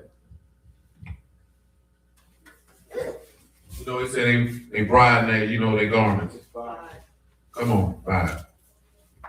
But all their works they do for to be seen of men. Be seen of men. They make broad their phylacteries and enlarge the borders of their garments. You know how they do that now? How they be seen of men? Nah, big fringes. Oh, yep. Mitre's on. You ain't even supposed to have that mitre on. Regular brew ain't even supposed to own that. But that's the same thing to be seen of men. That's why when they see you, they be like, well, you got on them pagan clothes. Ain't no such thing as pagan clothes. These ain't healed people clothes. You know what I'm saying? Y'all know that's what pagan mean, don't you? You know that's it? Pagan mean healed people. When I say healed, I'm talking about like an actual heal. It just got adopted to be meaning of idolatrous practices. But in antiquity, nobody would have been called a pagan. They just would have been called a Philistine. Yeah, and even with heathen and Hebrew, it would have been goyim, so it would have just been people. They didn't really have a pejorative term for idolaters other than he's an idolater.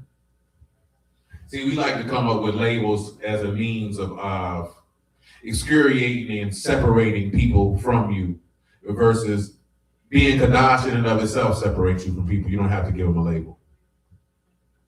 But that's what they do now. I'm trying to think, what's the other stuff niggas like to wear, man? Oh, people like to wear their little breastplate. You ain't even a high priest, sir. Why you got a breastplate on your chain?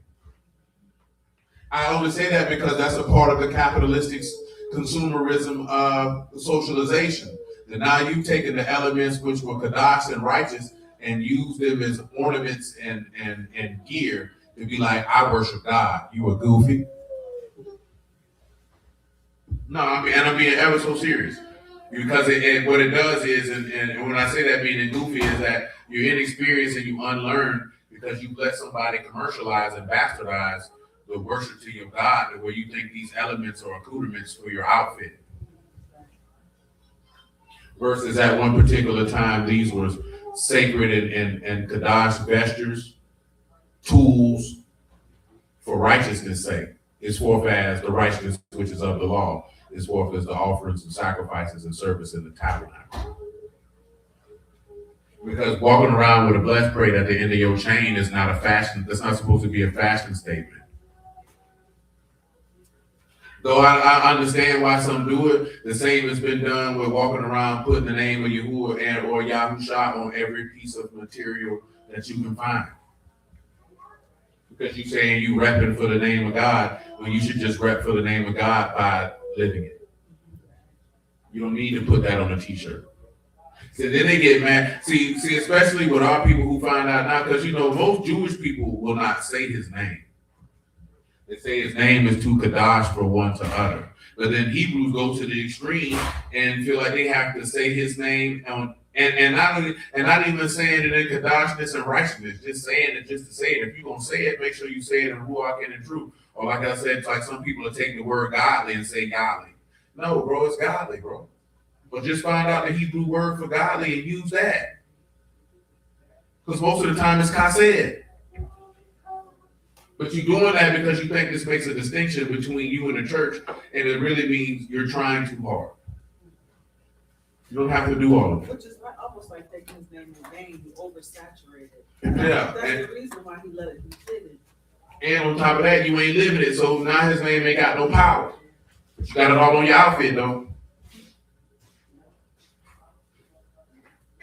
Come on, sis. What do y'all take with that, though, with the seal in your forehead? What does that mean? There's two places in the book that should come to mind for you. If you got this seal and you're supposed to be a kingdom of priests, and this signet that is in the middle of your forehead that says Kadash to Yahuah, which is likened to his name being in your forehead or in your right hand, which goes to show you again the aspect of what the beast is looking to emulate. Taking us back to that treaty of peace and the friendship alliance. Because you were a whole stone made ready.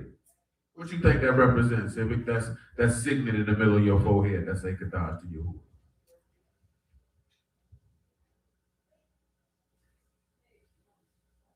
So you've been accepted, or you got you're still with the Ruach. Fair. Yes, sir. Let's look at Ezekiel 8, though. Ezekiel 8:1. I would have read Revelation 14 with 144,000, but it only references just the 144. Ezekiel gives us a more broad range.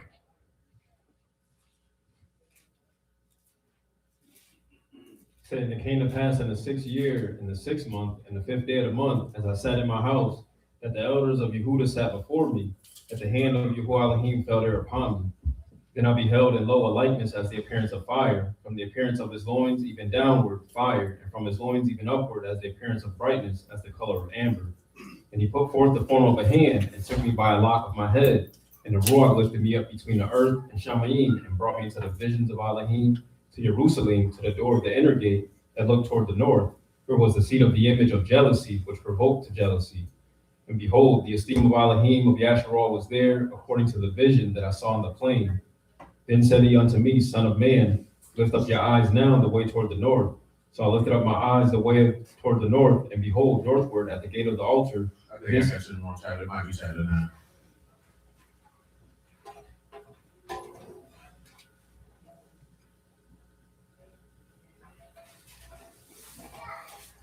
He said to go back, we could go back to Deuteronomy 11 and 16.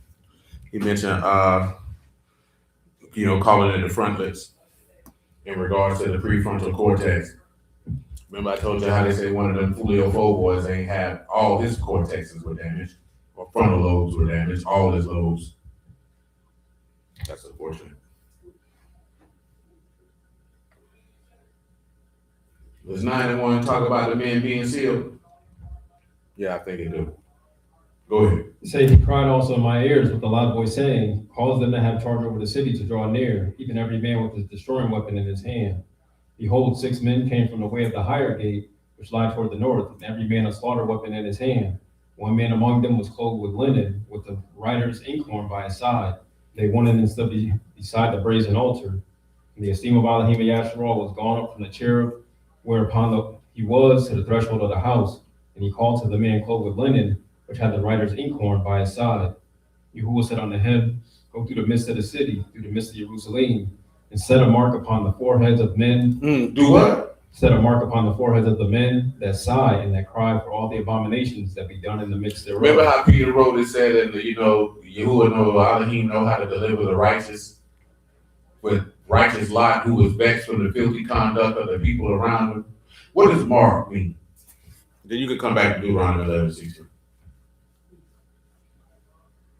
That's time. That's a desire, a mark, as a sign of exemption from judgment. Now you got time. That's the last letter in the alphabet almost. Sign of the covenant. Sign that you're free from judgment. Now this high priest got a something on that say he's set apart to Yahuah. Now you're looking at these frontlets, you're looking at this mark, and if you priest that's gonna reign with him, that's what that's representing. That signet on that forehead showing that you've been sanctified by the Ruach HaKodesh, you set apart to Yahuah. Read Deuteronomy 11:16. Let me pull something up with the front of.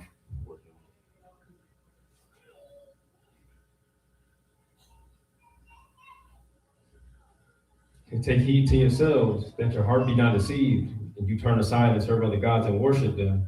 Then Yahuwah's wrath be kindled against you, and he shut up Shamahim, that there be no rain, and that the land yield not her fruit, lest you perish quickly from off the good land which Yahuwah gives you. Deuteronomy 11:16. Go ahead. So therefore shall you lay up these my words in your heart and in your soul, and bind them for a sign upon your hand, that they may be as frontlets between your eyes. Give them frontlets by definition. Let's typify again, bands, phylacteries, frontlets, or marks. Go ahead.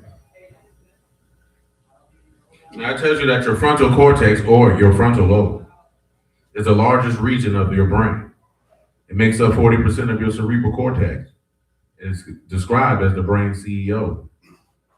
It orchestrates high-order cognitive processes, executive function, voluntary movement, personality, and social behavior. The frontal cortex is highly developed in humans and is broadly divided into 2 main areas: the primal motor cortex, premotor, and supplementary motor areas. Your prefrontal cortex deals with your decision-making, problem-solving, planning, and focused attention. It is your working memory, and it modulates your impulses, exhibiting empathy and regulating emotional responses. Based on how most people behave in this day and time, their frontal cortex is damaged because these niggas ain't got no emotional regulation. Which is part of what temperance, the word, is supposed to be able to do, is regulate your emotions. I would say that most people in the United States of America, of our people explicitly and specifically, probably would rate very, very poorly at their ability to regulate their emotions.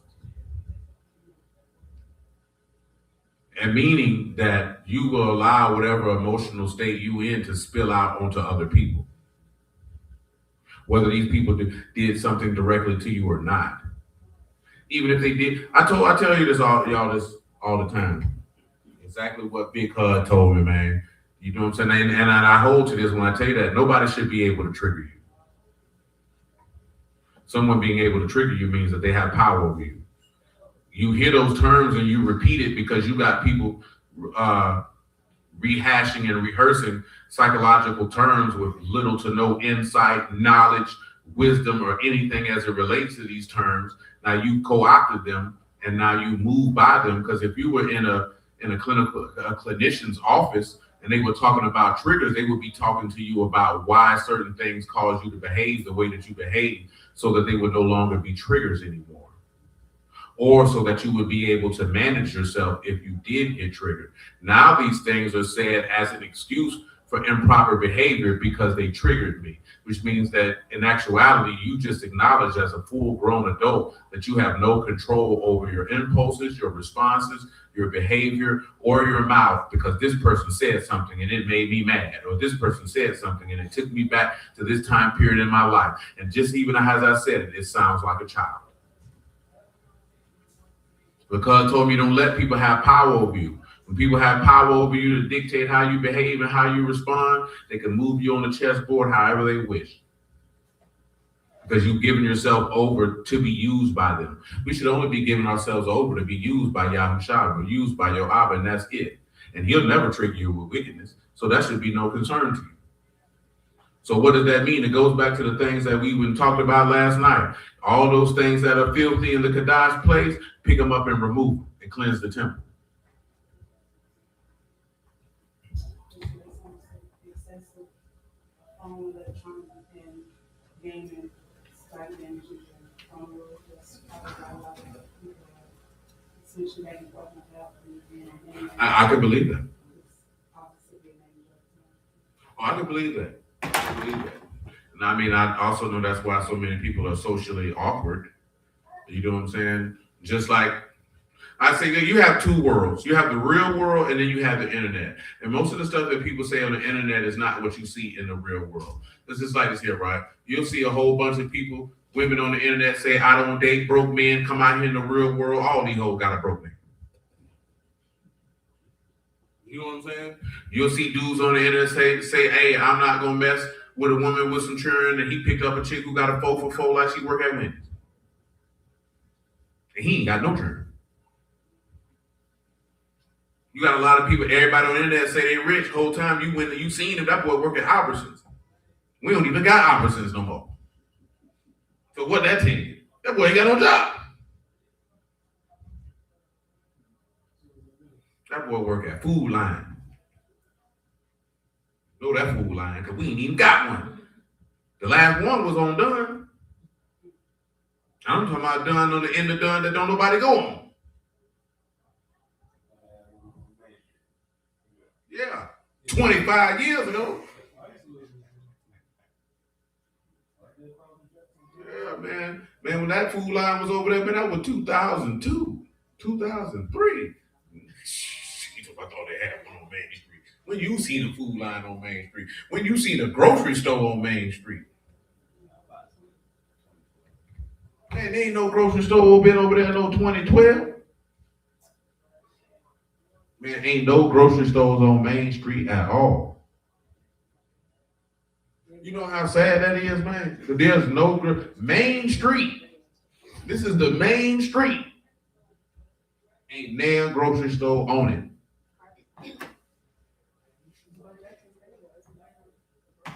Oh wait, yeah. What about Harvey's out there by the airport? Who?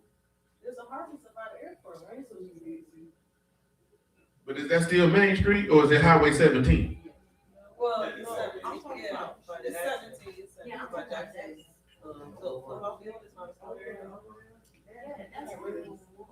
Oh, where Dixie? Oh, you talking about the one? I think they closed that hole.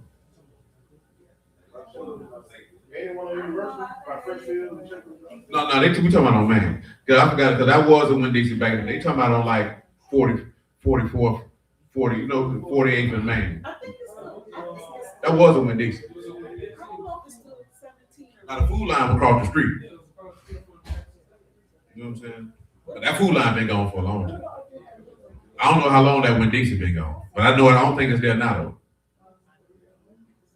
Because I think they closed all the Harveys down and it's empty. Because anything that was a Harvey's, they replacing it with a Aldi's, and I don't think they put no Aldi's over there.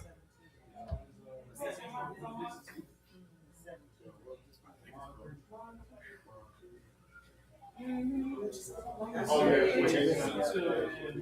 Okay. Yeah, see, tell them I agree. I think it's a Winn-Dixie now.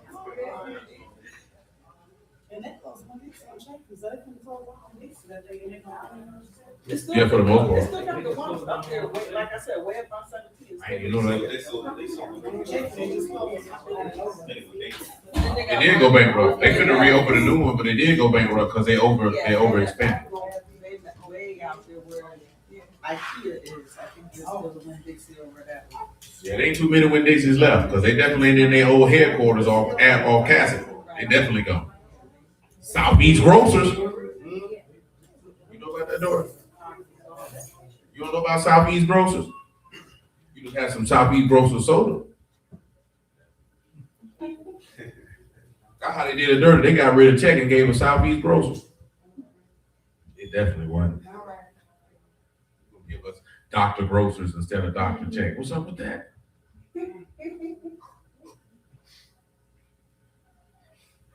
What we asking? I just read Deuteronomy 11 and 16. I was reading about the prefrontal cortex. Now you mentioned that about it. It says, its role in regulating your behavior. Cognition and injury to the frontal cortex can drastically alter a person's life. Damage includes traumatic brain injury, stroke, brain tumors, dementia. You can have emotional dysregulation, increased impulsivity, irritability, and socially inappropriate behavior. Cognitive deficits, poor judgment, difficulty focusing, and a reduced ability to multitask. Motor issues, difficulty executing coordinated physical movements, or even partial paralysis. It says your frontal lobe is the largest lobe of the vertebrate brain and most of the anterior lobe of the cerebral hemispheres. The anatomical groove known as the central sulcus separates the frontal lobe from the parietal lobe, and the deeper anatomical groove called the lateral sulcus separates the frontal lobe from the temporal lobe. The most anterior ventral orbital end of the frontal lobe is known as the frontal pole, which is one of the three so-called poles of the cerebrum. We'll get in there, see? Function. Because, you know, that's what they like to say about, and it's something that y'all, like, ladies, you have to teach the young women something, because, you know, especially in this society, you know, they like to infantile y'all. You know what I'm saying? You know what that means? That means they like to make women out to be children. They always scream, a woman's, her brain's not fully developed till she's 25. Oh, that heifer knew what she was doing. I'm telling you this here because that's why he's mentioning this, right? Because you're supposed to put the phylacteries on the middle of your head where your frontal lobe is, which the word is supposed to be there as a representative, the same way that signet is there, representative of emotional regulation. You know what I'm saying? Cognitive ability to control oneself. You know what I'm saying? And if it's dealing with the personality or character, the ability for one to be conformed to the image of the son, like we talked about last night, to be made in his likeness. So I mentioned that is because it'd be like, oh, see, they like older men like young women because her brain's not fully formed. Meanwhile, this woman's been participating in all type of destructive behavior and knew exactly what she was doing the whole time she was doing it. But they do this to allow you to be able to play the victim so that you can skirt responsibility and accountability for your choices and your actions. You know what I'm saying? See, young men don't get that excuse. His frontal lobe's not formed. Oh no, he knew what he was doing. I don't think we get that excuse as much as other.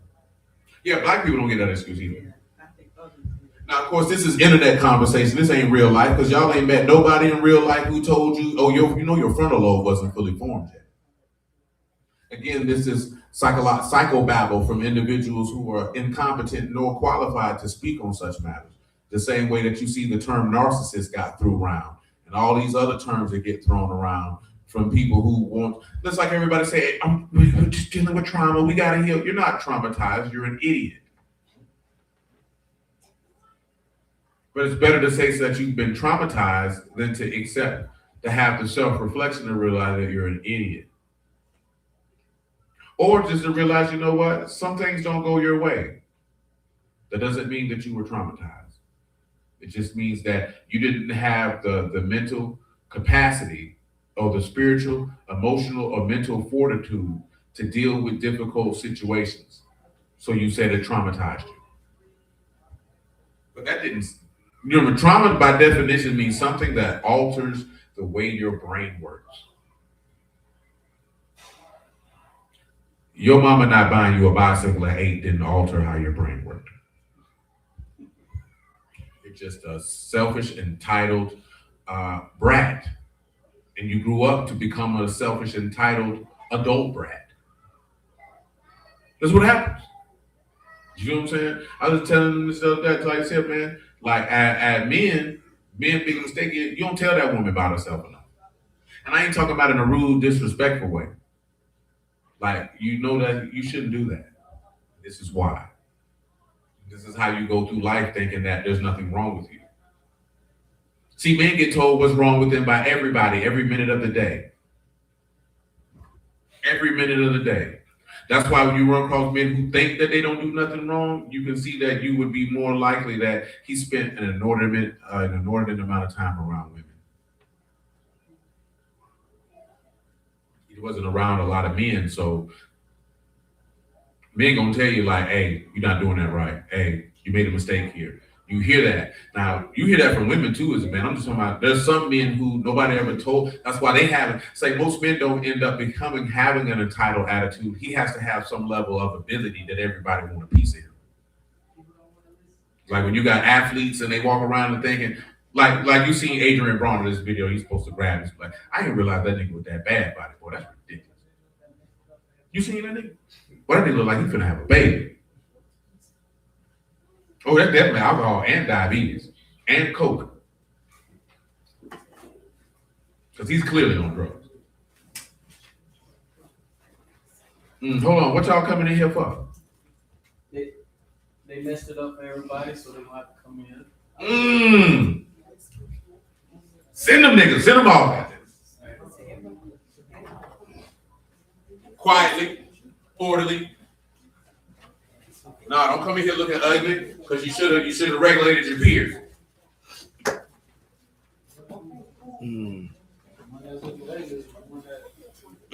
So Mara, you the reason?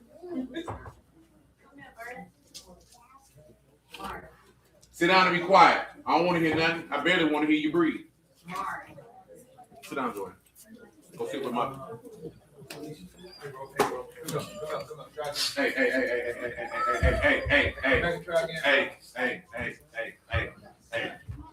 What's your problem? What's your problem, bro? Hey. What's your problem? Hey, look at me when I'm talking to you. What's your problem? Hey, get yourself together before you talk. What's your problem? Get yourself together. Breathe. What's your problem? What?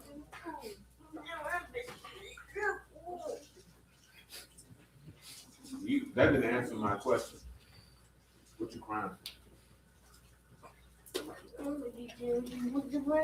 Hey, man, you sound like you got rocks in your mouth. Hey. Relax, man. Relax. I need you to relax. I need you to breathe. I need you to talk plainly. Because I wasn't in there, so I don't know nothing. So I'm asking you why you acting like that. What's the problem? What's the problem, cuz? Talk to me. What's going on, man? What you doing all that for? Look at me when I'm talking to you. I ask you a question. What you doing all that for? You ain't got to look ugly and mad with me. I ain't did nothing to you. Wait, say it to Daddy. I don't find your daddy, man. You didn't want to talk. Now you got to deal with it. Go outside, please. Thank you. Hey, man. Get it together, man. Don't slam my door, cuz. That said nervous system. When people have neurological, psychiatric, and neurodevelopment disorders, neuroscience is focused on the brain's impact on behavior, cognitive functions.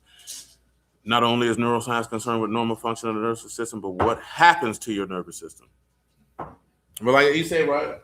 You know, you sit back and look at it, and you look at what the words say with self-control and the phylacteries in the middle of your forehead that's supposed to relate to the word being in your heart and in your mind to regulate your behavior.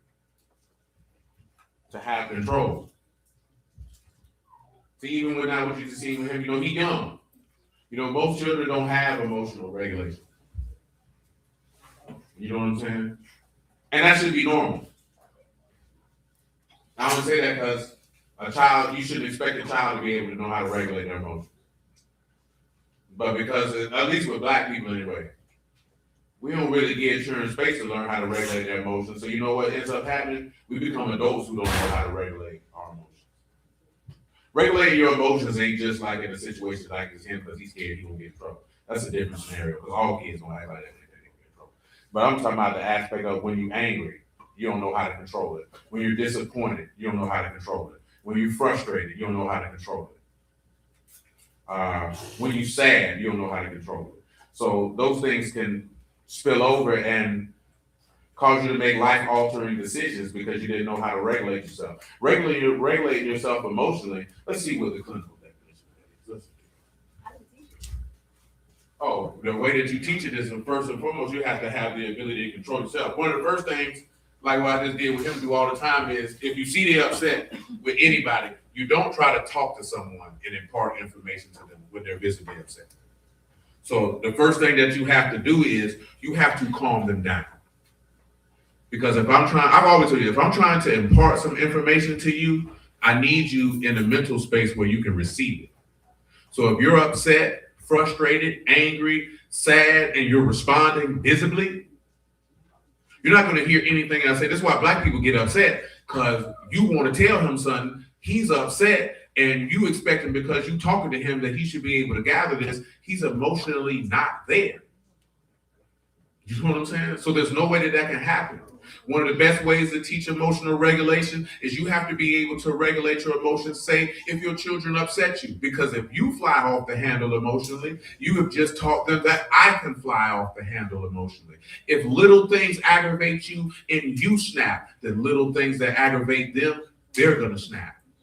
If it's something disappoints you and you walk around the house moping and looking ugly, well, guess what they're going to do? They're going to do the same thing. But what does that mean? You have space to feel the emotion. You don't allow the emotion to disrupt how you interact and or behave. Because I can have a whole gang of stuff going on. You're not going to know it, because this is something that a lot of ladies don't realize, is that your mood can ruin the mood of the entire house. Because y'all want somebody to tiptoe and move around the fact that you upset or you're angry because you can't control yourself, and now everybody's mood is ruined. You know what I'm saying? And now I got to act like this because listen, if mama upset, everybody know it. If daddy upset, don't nobody know it. Now, the difference in that is we're like, well, men need to express themselves. It's not about the expression.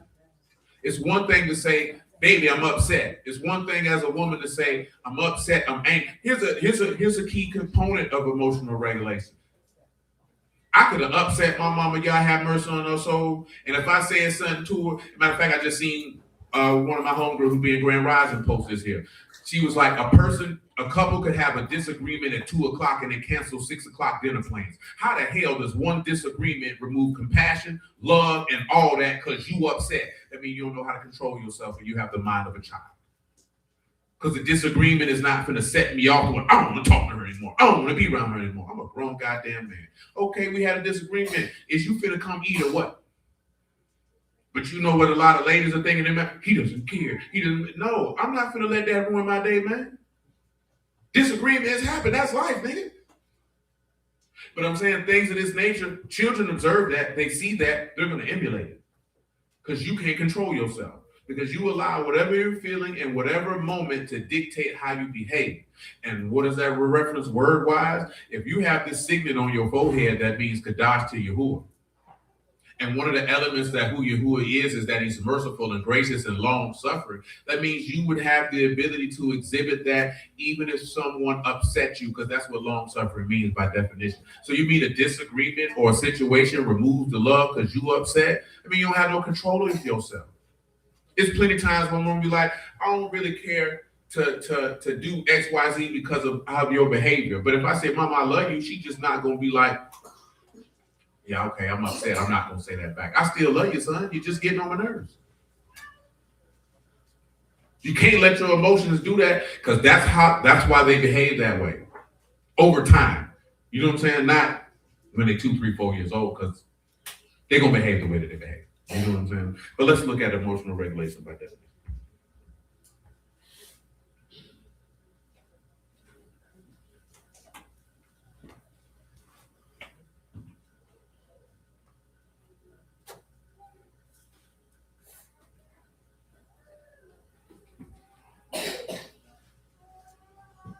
See, in his instance just then, he was more worried about getting in trouble.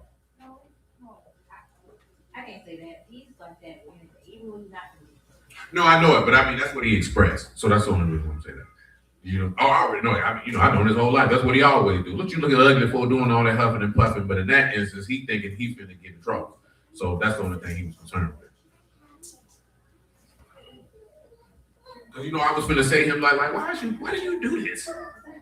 Over the most minute things, you act like somebody finna give you a 20-year sentence. But this is what emotional regulation is: the ability to manage the intensity and expression of your feelings, allowing yourself to respond rather than react impulsively. It is a learned skill that helps you navigate stress and make thoughtful decisions and prevent emotional overwhelm. And notice that without the clinical definition of what it is you don't allow your emotions, you don't react, you respond. See, when you react, you make wrong decisions. You know what I'm saying? I'm angry, so I'm reacting to you. Versus I'm responding. Because you can respond and say, hey, and this is good for your children when they do stuff, because you know what you react? You yell at them. You pop them. You scream it. You didn't respond, you reacted. Now, of course, there's sometimes we have to raise your voice for forcefulness, obviously, that they know that you're being serious. But a lot of times, and in this instance, and I talk my cousin about this here, especially with boys. Shoot, even with daughters a lot too. A lot of ladies don't respond to their children, they react to them. And that's why y'all spaz out, and that's why you get emotionally overwhelmed with them, because you let every minute thing they do set you off. You know what I'm saying? And why are you? And this is why some men say that women are just overgrown children, because you're responding back to them as if y'all are childhood peers playing with each other. You don't realize it, and you don't realize it because usually your mothers and grandmothers didn't give you the skills to know how to not be overwhelmed and frustrated with children.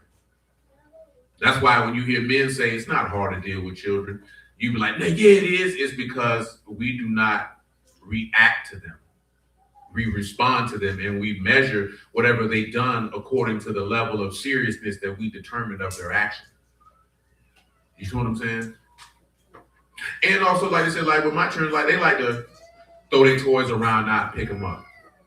So I know, you know what I'm saying, the most part it's just the military precision of what you would do if you was in basic training. That man is just going to tell you repeatedly and follow you around, and I'm not going to let you leave. And y'all don't like to do that in general, because you feel like I should have told you one time and that should have been it, and I don't want to repeat myself, versus having the wherewithal to say, I'm going to sit right here, and if I have to tell you to pick up these goddamn toys 45 times in a row, then I'll tell you till you're 46.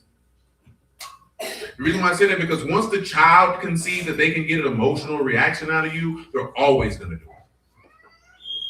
Because I got a reaction. Because they're hoping that you see, but then in their minds, it doesn't click that you might pop them or whoop them, because they're doing it, because they're pushing the line. They're seeing how far I can push you, because they know if I can get you emotionally frazzled, you might leave me alone and let me have my way. Now, see, here's the reverse, because, my children, they go to school, and they'll clean up when they're at school. It's because they know that, in general, I can't do that here. So they have some level of cognitive function to understand environments and what is socially and not socially acceptable in public. But when they're at home, they know that I got a little bit more leeway here. I can, you know what I'm saying? Yeah, the children ain't stupid now. They know what they're doing. They're not stupid now. They know what they're doing.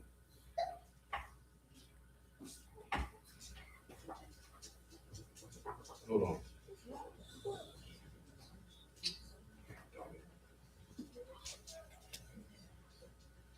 It says self-regulation, managing your own emotional reactions independently. Co-regulation, utilizing support from others, therapists, loved ones to manage difficult feelings. Not eradication. Regulation is not about hiding or eliminating negative emotions, but rather navigating them intelligently. And I can say that because when you don't navigate your emotions intelligently, that's why a lot of dudes in prison for murder. You know what I'm saying? And I'm just telling you something, that's not something that you're born with. As I said, that's a learned skill. So you don't have that skill if you didn't have anyone to teach it to you. Because before you can teach it to your children, you have to learn it so that they can learn it. You know what I'm saying? And it's a, you know, it's a nuanced type of deal because sometimes you have to be firm with them because see, it's not necessarily the raising of the voice, but y'all know what I'm talking about. Y'all be spazzing on them children. And y'all be spazzing on them children about essentially nothing. But you really spazzing because you aggravated, because you're emotionally overwhelmed, because you didn't know how to regulate your emotions and not react in that fashion in the first place. This is the stuff that people be talking about, they be traumatized as a child because your people been spazzing out. You know what I'm saying? But you thinking that's just normal. But you know what I'm saying? Like, but we'd have to look at it. If you 30 years old, like I'm 46 years old. Do you think that I should be able to be emotionally manipulated by a 2-year-old and a 4-year-old? I should have way more control over my emotions than to allow someone who still doodles on themselves to be able to dictate how I react versus me responding to them. Now, there's a difference because sometimes you have to be forceful and it has to depend on your turn. You know what I'm saying? See, like she got to be forceful. She got boys. Them boys rambunctious. They like to needle each other. And usually in general, when boys get in the throes of needling each other, they're not listening. And it's not the aspect that they're not listening because they purposely want to be disobedient. They locked into whatever it is that they're doing. So they hear you, but I don't hear you. Now, see, my turn, like you take Joanne. Joanne gets in her, she has a one-track mind when it comes to certain stuff. So you can tell her to do something, but if her mind is set on, I'm finna do this right here, then she's going to accomplish that before you do what you say to her. You know what I'm saying? See, I know that. So I have to I don't care what you want to do. I told you to do this because that's just how her mind works.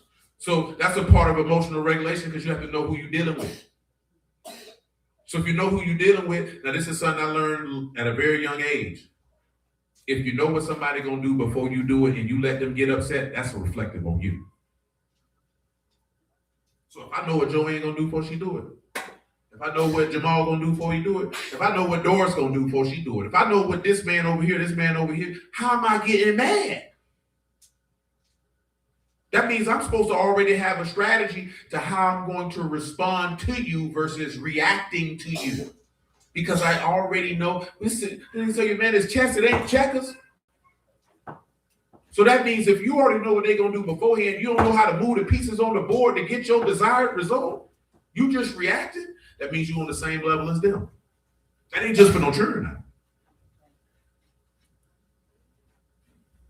It just ain't for no children now. This is a framework of managing your emotions. Situation selection. Avoid or choosing situations that you know will trigger certain emotions. Situation modification. Changing your external environment to alter its emotional impact.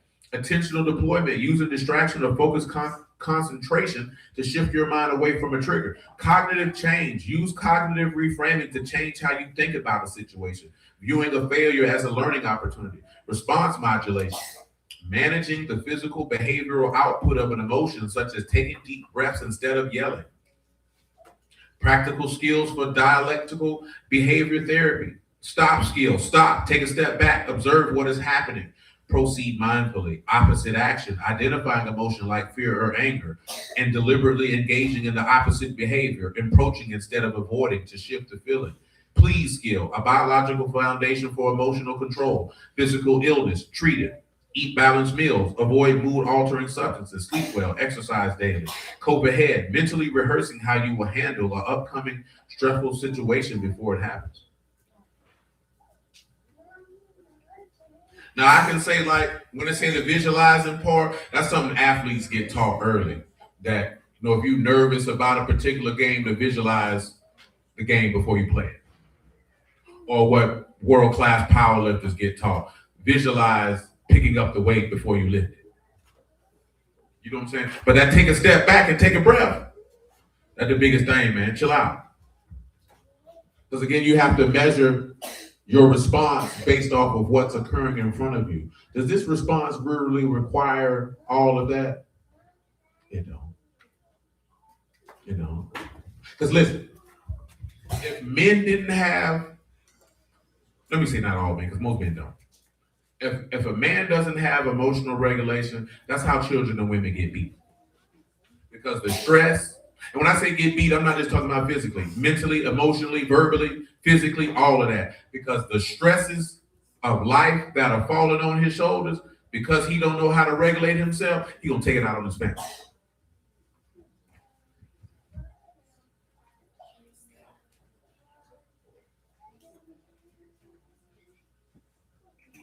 What we asking about? Back locked up.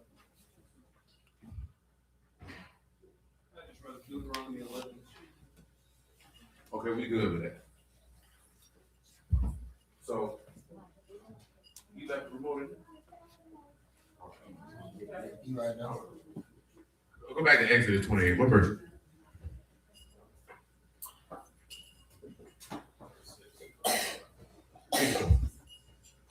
Say, you shall make a plate of pure gold, engrave upon it like the engravings of a signet, Kadash to Yahuah. You shall put it on a blue lace, that it may be upon the mitre, upon the forefront of the mitre it shall be. Right. And it shall be upon Aaron's forehead, that Aaron may bear the iniquity of the Kadash thing, which the children of Yasharah shall hallow in their Kadash gifts. Take us out. Give me forehead. Read the last two verses. Mm-hmm. So you shall put it on a blue lace, that it may be upon the mitre, upon the forefront of the mitre. Give me forefront. Hold on before you read that. Sharon, what y'all was in there doing? But this is the first time y'all have ever got put out. Yes, Leah.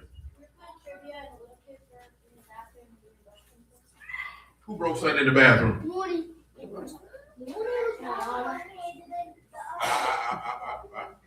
Y'all didn't ask. You just said who it was. Let them speak for themselves. When you was in the bathroom playing. So why they say you was in there playing?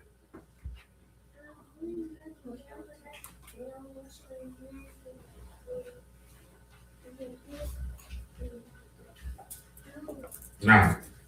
That's why you put him out. Other reasons as well. That don't sound like that was the main reason. That was just the start I wrote it. But what's the main reason? Hold on. No, I want them to what y'all out here for? Because he said that y'all ain't out here about no bathroom. Because the bathroom would have had Mari in here acting like somebody just robbed it. So what y'all was in there doing? Yes, sir. Has something to do with talking. So why the hell are y'all in here talking? Huh? What y'all got in there to talk? So you mean to tell me you ain't got enough respect for your instructor to sit down and be quiet and learn, that y'all feel like y'all had a need to talk? You know what? Hold on. Just look at your husband for me for a moment, please. Y'all know it, but I need him to come in here for a second. I got something for you. Yeah, boy, because that guard ain't but 2 miles away.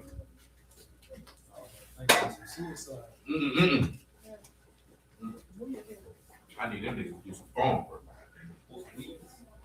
I don't know.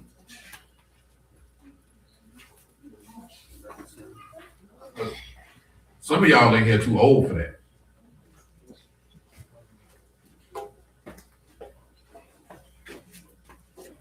Pardon me, sir. And do you have any labor at your facility that these children could participate in, since they want to disrespect their instructor by running their mouth? You said labor? Labor. I can come up with something. Yeah, because y'all might have to go to the farm and work. Should y'all have to go to the farm and work since you disrespected your instructor? And since you disrespected him, that means you disrespected me. You think y'all should go out there and do that? Now y'all can't talk. You had a lot to talk about in there. That's amazing. That's amazing that y'all can be in there talking. And now when it's time to take accountability and accept responsibility for the choices that y'all decide to make, y'all ain't got no words. Oh, y'all can't talk now? Y'all think y'all should go do some labor for your disrespect? Oh, now y'all can talk. What you think, Stanley? That's your call. You think they should go work? That's up to you. They get a presidential with this one. I feel like me sending them out here early was just to show them like. You gotta go no detail. They don't need to know of it. That's your last one with me though. Well, how this man have to send y'all out here no more?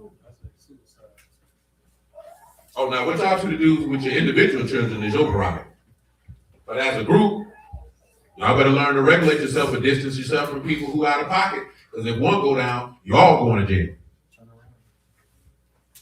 And what I mean by jail is, if there's a consequence for one, it's going to be a consequence for all y'all, and you'll learn to keep boundaries with your peers.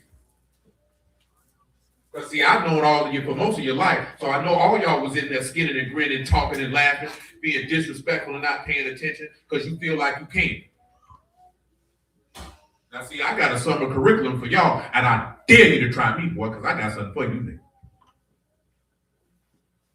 Because if you don't want to learn, your parents will drop you off to your grandpeople house or something, and you can stay around there and be stupid. And then you can find out the level of stupidity that'll come with you when you miss out on the opportunity to be instructed because you don't know nothing. You know why? Because you're a child. You ain't learned nothing yet.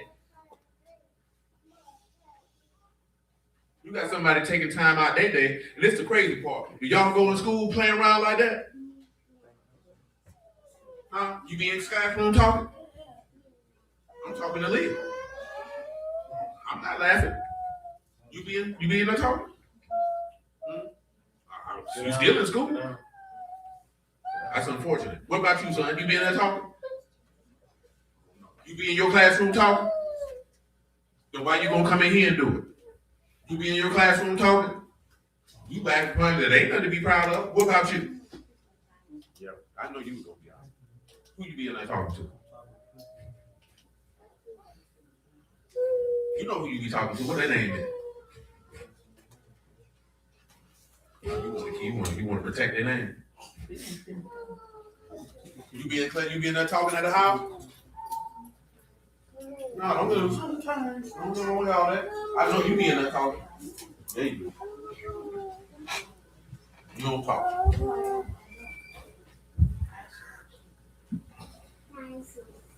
I know you don't be talking because your teacher already said you don't talk to them children. It's something funny. It's funny about that boy. Huh? Hey, but all seriously, man, don't disrespect him no more. And I mean what I said. Don't do it no more. It's unacceptable. Come on, Cindy. Exodus 28. Hey, man, unfold your arms and fix your face.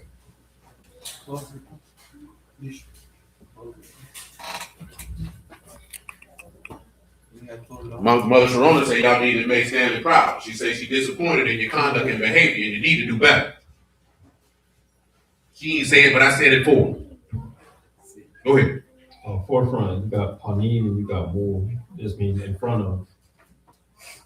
So at all times, Yahuah needs to be at the front of your mind, at the front of your cerebral cortex, which allows you to regulate and dictate your behavior. Come on, Zico. Says, and it shall be upon Aaron's But man, you be in forehead. school talking, boy? You don't be in there talking? You was in there talking today? Huh? You was?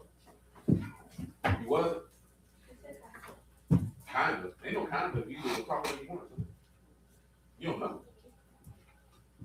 Yeah, you was. Come on, man.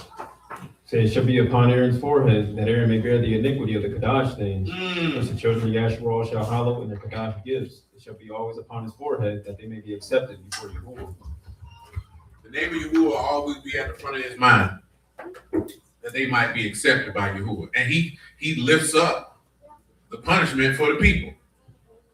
So of course, because he said, my father gave me a commandment, what I should say and what I should speak, that's how you know that he had that signet at the forefront of his mind. That he might bear the iniquity of the people. That he might be accepted of Yahuah. So when we get accepted of Yahushua, that's the same token. Keep on going. And you shall embroider the coat of fine linen, you shall make the mitre of fine linen, you shall make the girdle of needlework. And for Aaron's sons you shall make coats, you shall make for them girdles and bonnets, shall you make for them for esteem and for beauty. Tell them what a bonnet is. Now look at you. Some of y'all gonna want to go outside. You go outside with a bonnet on, boy? Some ladies feel like a do-rag is a man's bonnet. It's the same thing. You go outside with a do-rag on? Yeah, nah, you can't wait. Look, Johnny look like he ain't never spent. He ain't look like he ain't never got it. It never been high tide. Low tide, no tide. Just ripples.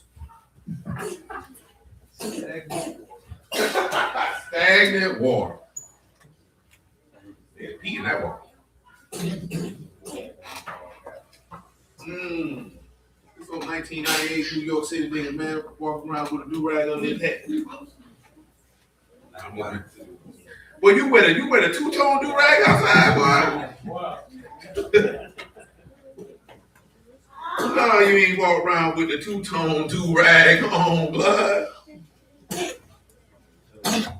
Come on, man. We finna wrap this up. Cause y'all trying to get out of my face.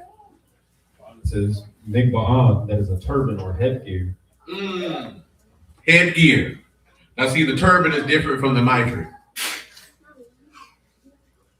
Go ahead. Then you shall put them upon Aaron, your brother, and his sons with him. You shall anoint them and consecrate them and sanctify them, that they may minister unto me in the priest's office. You shall make them linen breeches to cover their nakedness, and the loins even unto the thighs they shall reach. They shall be upon Aaron and upon his sons when they come into the tabernacle of the congregation. The boys had to put linen breeches on. You couldn't come in there with your own drawers on. Go ahead. So when they come near unto the altar to minister in the Kadash, that they bear not iniquity and die, they shall be a statute forever unto him and his seed after him. That's right, that's right. And I think we already talked about the robe. Didn't we read Exodus 28 already with that robe, man? Yeah, we did. Yeah, we did. But the key component of what we want to look at is that the robe representative of the fine linen, clean and white, which is the righteousness of the saints. And how Job said he put on that robe as a judgment. That's what that robe represented with the priest. Because if you be with a Mashiach, you will reign with him as priest.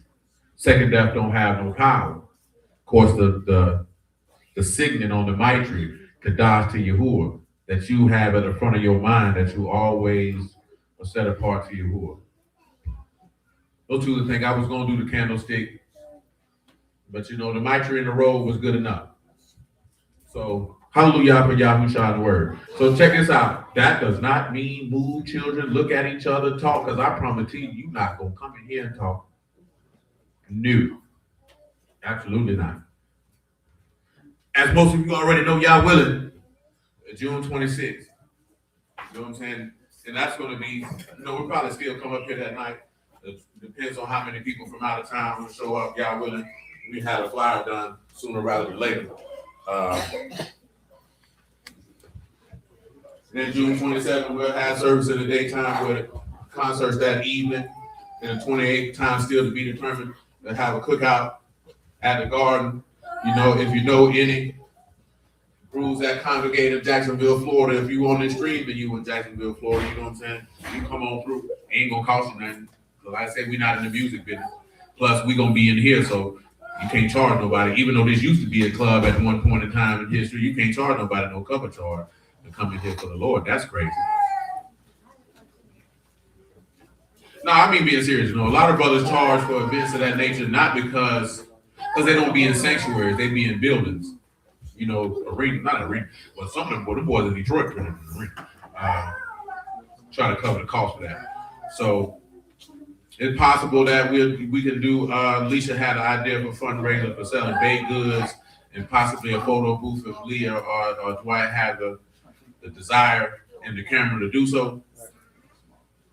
some of that proceeds can go to some of the textbooks I mentioned, because this summer, children, yeah, I got some work for y'all. At least once a month, or every other week, I should say, excuse me.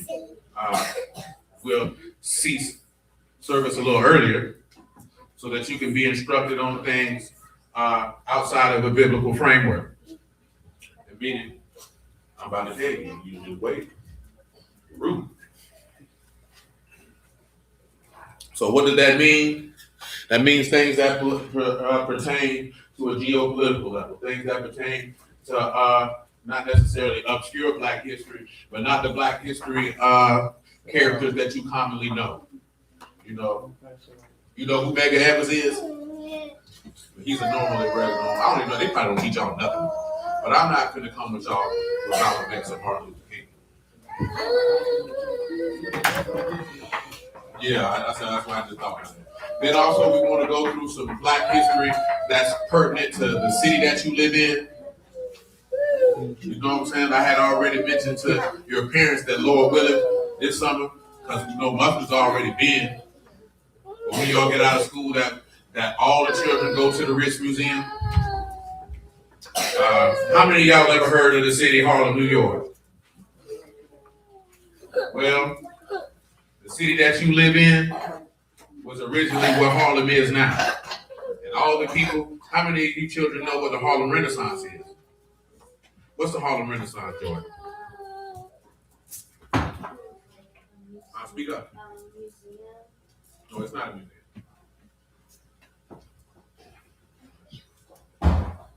Any of you know what the Harlem Renaissance is? The Harlem Renaissance is a time period in the mid to late 1920s of a cultural shift, mainly of musicians, writers, poets, and other intellectuals that spurred a particular cultural shift in Harlem, New York City. But the mass majority of the people who spurred the Harlem Renaissance were originally right here in Jacksonville, Florida, in the area of town called the Villa. You know James Weldon Johnson from Langston Hughes and many more just like them. They were all here first. Some people like to say that Jacksonville is the Harlem of the South, but it is actually the other way around. That Harlem is the La Villa of the North. So there are very many influential figures that pertain to your ability for you to go to school and talk in the classroom. They came right from here. This is just for you to look at and be able to see people who look like you, to see some of the things that they were able to accomplish in the face of great oppression and racism and other systematic things to facilitate your failure. Now, you get biblical instruction 4 times a week. You have an instructor, so I will not impede on whatever he is instructing you with. But when it pertains to other things, whether it pertains to law, to government, whether it be state, local, or federal, you'll get an idea on that. We're also talking about things that pertain to humanity. Have some of y'all know, do any of you children know the name of any foreign deities? Meaning other gods besides Yahuah. What's the name of one, Joy?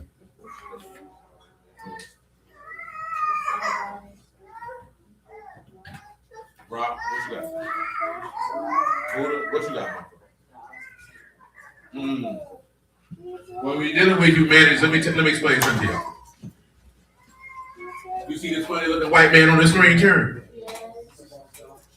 No. He has a priest outfit on. But do you know the scriptures were written during a time period referred to as antiquity? Do you children know what antiquity means? Antiquity means of ancient times. So you worship and serve Yahuah, but that book was written in antiquity or in ancient times. Well, there are other deities that are mentioned in the text that the people around worshiped. Some of you know some of them. You mainly probably only know the holidays. But what we're talking about is having an cultural understanding to broaden your perspective of the other ancient civilizations that surrounded them, so that you can actually have a general idea of who these gods was and what these people were doing, so you could be able to identify it. Most of you know Christmas, correct? Do y'all know what deity is attached to it? Santa is not a deity, son.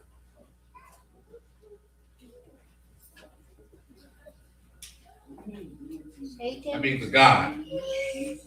It's spelled D-E-I-T-Y. I'm advised for y'all children to do something of your own volition outside of your parents. You need to find you a dictionary. You need to find you a thesaurus. Do y'all know what a thesaurus is? What?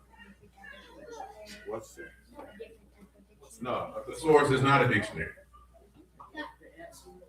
No, a thesaurus is a book of synonyms. Do you children know what a synonym is? What is a synonym? That means that's a list of words that have similar meanings of an original word. The meaning that is so that your vocabulary is diverse. Yeah, because I actually might have y'all do something that will actually challenge your brain, and that means that you might have to write.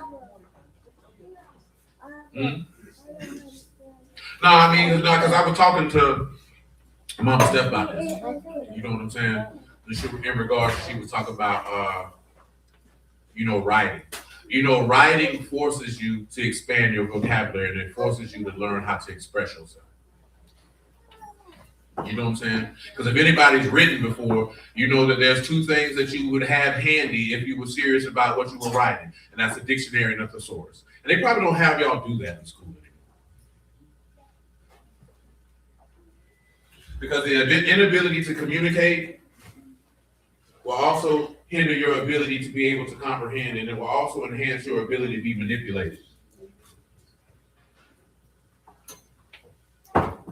Now, the deity that is attached to Christmas is a deity by the name of Mithras, or the festival of Saturnalia. Do you know what they did on the festival of Saturnalia, children? I've told some of you this before in your lifetime, but you may not remember. But the Romans were homosexuals. Do you know what a homosexual is? Yes, but what does that mean? That they're gay. Yes, they are attracted to the same gender as them. Now, I know y'all go to school with weird people. There's only two genders, male and female. Don't let nobody tell you no different. No, because we actually read a book where there are 72 genders. One of the weirdest things I've ever seen in my entire life. Well, the Romans were homosexuals, so when Saturnalia would roll around, what you know as Christmas, they would, have sex with their friends and send gifts to each other, then go home and physically assault their wife. And then they put Santa Claus's name on it and have you want to sit on a pedophile's lap asking a fat cracker for a gift. Do y'all know what a pedophile is? Yes. A grown man who likes little kids. Yes, it is. This is what I want y'all to understand, especially for some of you who are about to go to middle school. How many of y'all about to go to middle school or are in middle school? I want y'all to understand something. It's going to be a pivotal time in your life. And this is one thing that I want to be able to express to each and every one of you, even those of you who are in elementary school. Children, I want you to listen to me, and I want you to listen to me well about what I'm about to say to you. Do not, under any circumstance, allow anyone to physically accost you, touch you, or make you uncomfortable. If someone puts their hands on you in a fashion that you do not like, you need to alert someone immediately. You don't have to allow people to touch you inappropriately of any sort just to keep a friend. Do you understand what I'm saying to you? Don't let nobody touch you on your chest, young ladies. Don't let nobody, young ladies or young men, don't let nobody touch you in between your legs. Don't let nobody grab your butt. Don't let nobody feel like that they have the right to put their hands on you. And don't just sit there and let them do it. You see all these adults in here? If you didn't even feel comfortable telling your parents, you could tell somebody in here if someone is touching you inappropriately. Do you understand? I'm serious about that. Y'all are about to hit a different stage of your life. You're going from childhood to adolescence. You're not children no more. Some of you are already starting to go through the framework of puberty. Tell them keep their hands to themselves. Oh yeah, y'all ain't got no business touching nobody either. Cause boy, if I find out you put your hands on somebody growing, I'm gonna cut your hand off. You laughing, but I'm not joking. Cause y'all don't need to be touching nobody either. But depending on what school you're gonna go to, you're gonna be around certain people who you're not accustomed to being around. Everybody who you come across, they don't serve God. You're gonna have a lot of influences from a lot of people. So you have to be armed mentally for these things. Because there's one thing that I don't want y'all to fall in the trap of. And you know what that is? Wanting to be everybody's friend. And willing to do anything to keep a friend.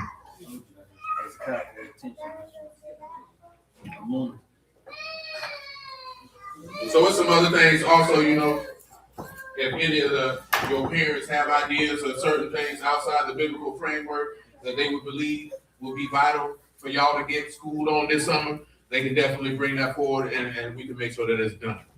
The only thing that I ain't dealing with is mathematics. No, because I'm not going to be sitting here with pens and I'm not doing all that. You know what I'm saying?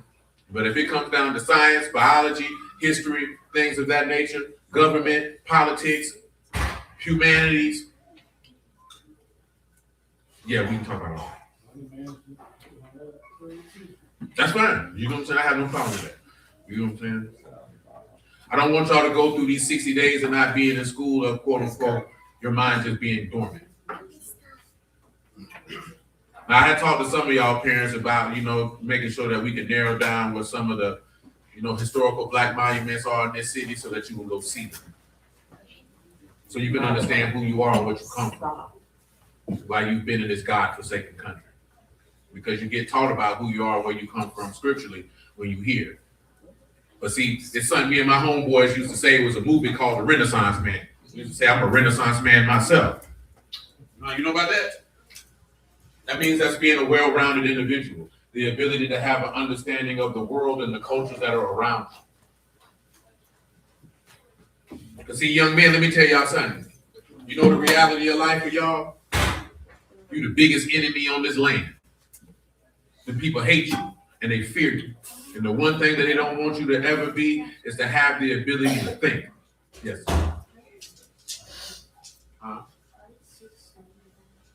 I don't know about that because I'm 46 years old, so I'm not hip to the things that young people do. So if anybody in here knows what 6'7" means and how that relates, they would have to say that to you, son.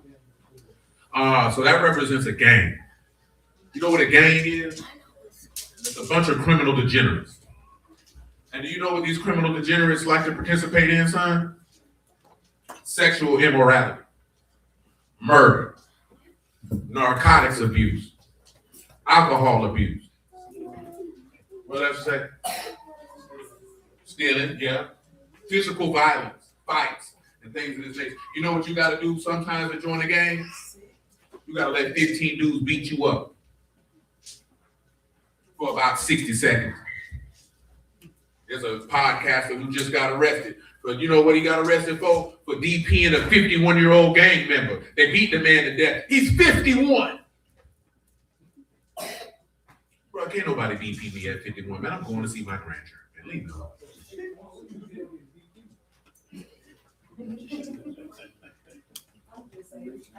I just say, like, these kids doing that. I just don't like it because every kid is doing it. So I just feel like it's probably something because they do it all day, every day. I'm like, you just shouldn't. Oh, Leah, you said you know what it means, Leah. You had your hand up. I saw people stop doing it because it was laughter. Oh, you said it's not cool anymore. No, everyone stopped doing it. And you know what y'all biggest problem with it is? I'm gonna tell you something. You're lame. Because you're doing stuff because everybody else doing it. You don't even know why you're doing it. Because you want to be cool.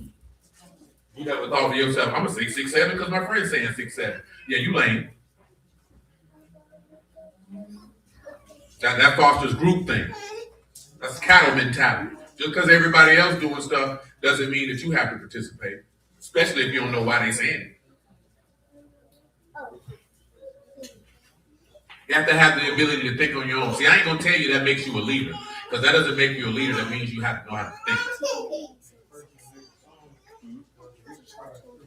Oh, God damn it.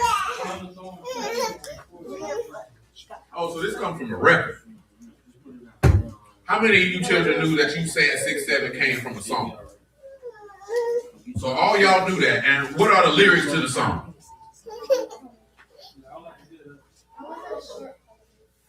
Oh, so y'all just be hearing it on shorts and TikTok and you want to follow along. Now, I mean, that's different because I didn't grow up with that. We didn't have any of that. So, of course, I know that's a different type of deal. Hey, amen, man. Love you too, bro. I'm just trying to talk to you. You know, y'all upbringing different from mine. I ain't have no electronic device. We was outside. Yeah, we was outside, man, from 9 in the morning till the sun went down. We ain't come home. All y'all be crying, it's hot out here. We ain't care nothing about that.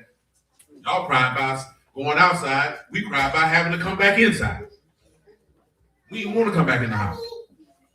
Every day was an adventure, a delight. You know what I'm saying? That's not your reality. That's unfortunate. Oh, if you wanted to perform on that, teach them another song. They already got it. Now, your instructor has a desire that y'all have a desire to perform again. Is that true, children? Well, y'all ain't gonna perform nowhere if you in here disrespecting people and acting repugnant. That's not gonna happen. You think you should be rewarded with the things that you want to do and your behavior is not reflective of such things? So if you would like to sing again, I would like for you to behave yourself in a proper fashion. Now y'all gonna have to learn a new song. You already did that song. Who gonna sing solo? I'm gonna sing solo, but we gotta get her a vocal coach. So, because I don't think her music teacher teach them how to sing properly. I try to tell her that she think it's funny. You know, it's a technique to it. You was in chorus, or that was just your music teacher? She did a good job. But I'm talking about, you know, you can tell the music teacher didn't teach her how to project her voice, sing with a diaphragm, sing with, you know what I'm saying? You can tell like she didn't teach her that. Let me tell you something. Y'all know who Whitney Houston is? Whitney Houston is clearly, and I ain't just saying this, and even Mariah Carey are probably two of the greatest female vocalists you would ever hear. And you know what they had, huh? They had a vocal coach. Yeah. Having a vocal coach doesn't mean that you're bad at it. Even people who do great things have someone to coach them and train them so that they can be better. Everything, because if you want to do something, then you want to be able to do it at your highest ability. You would need somebody to be able to coach you and teach you and train you how to do it. Now, some people have natural singing ability, but even them, Whitney had natural singing ability, and even she had a vocal coach. Michael Jackson had a vocal coach, and this man was singing in not even his regular voice. That's amazing. You done heard Michael Jackson sing before? You know that's not his real voice. No, that high-pitched voice, that's not his real voice. You know how talented and disciplined you got to be able to sing at that level, and that's not your voice. But yeah, that's what we on. So y'all willing, man? June 26, 27, and 28. If the Lord allow, we're going to try to bring all the rules in Jacksonville in one location. That's what we aiming to do. You know what I'm saying? Say it like Pac say, so y'all can stop being cowards out there, all right? Right. Off and hold. Hey. But yeah. Again, I appreciate y'all. Bless y'all. The house of Elohim. In the name of Yahuah, man. We'll be back at it on Wednesday. Remember that we'll be at the CRC building for Pentecost. I got the address, but it's on Boulevard. Y'all know what Boulevard that is? You know what Boulevard at, Glory? Hell no. How you from the north side, you don't know what Boulevard is? Okay, I got you, Mika. I don't know any local coaches who do Card.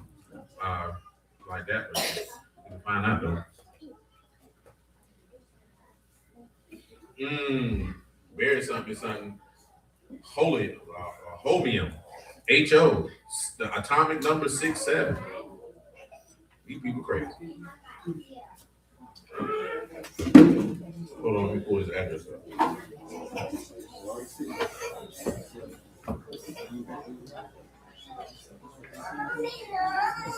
The address is 623 Beechwood Street. I put it in the group chat, but it's 623 Beechwood Street. Or you can type in your map CRC building. That's where we'll be at on what? May the 31st? 2:30.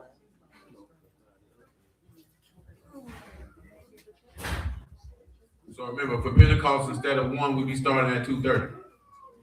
So remember, CRC building. And yeah. Oh yeah.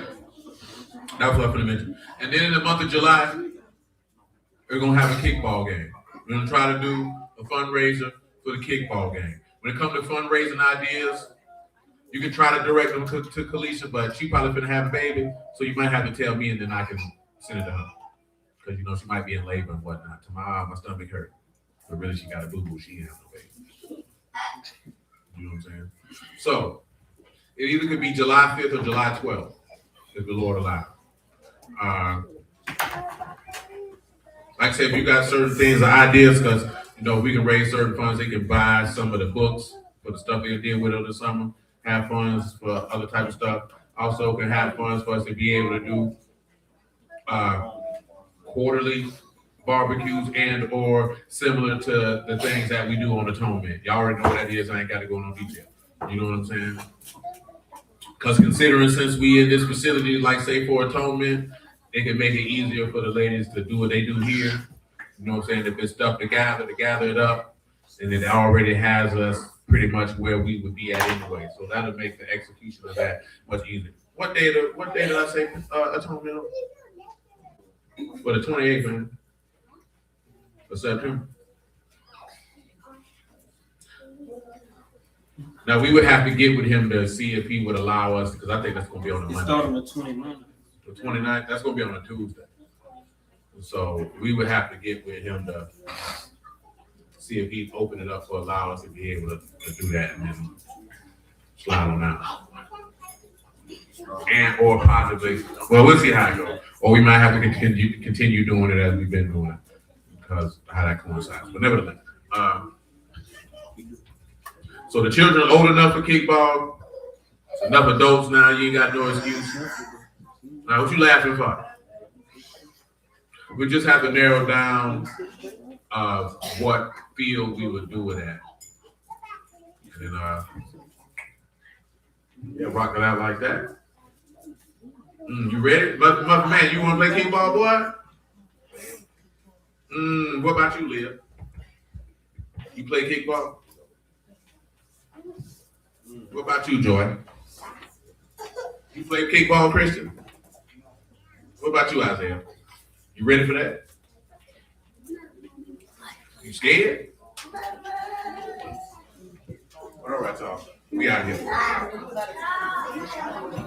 Oh, we played that game. Quiet. Sir.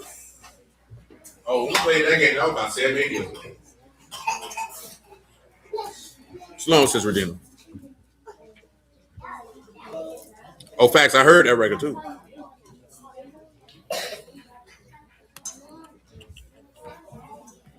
Ooh, my back hurt.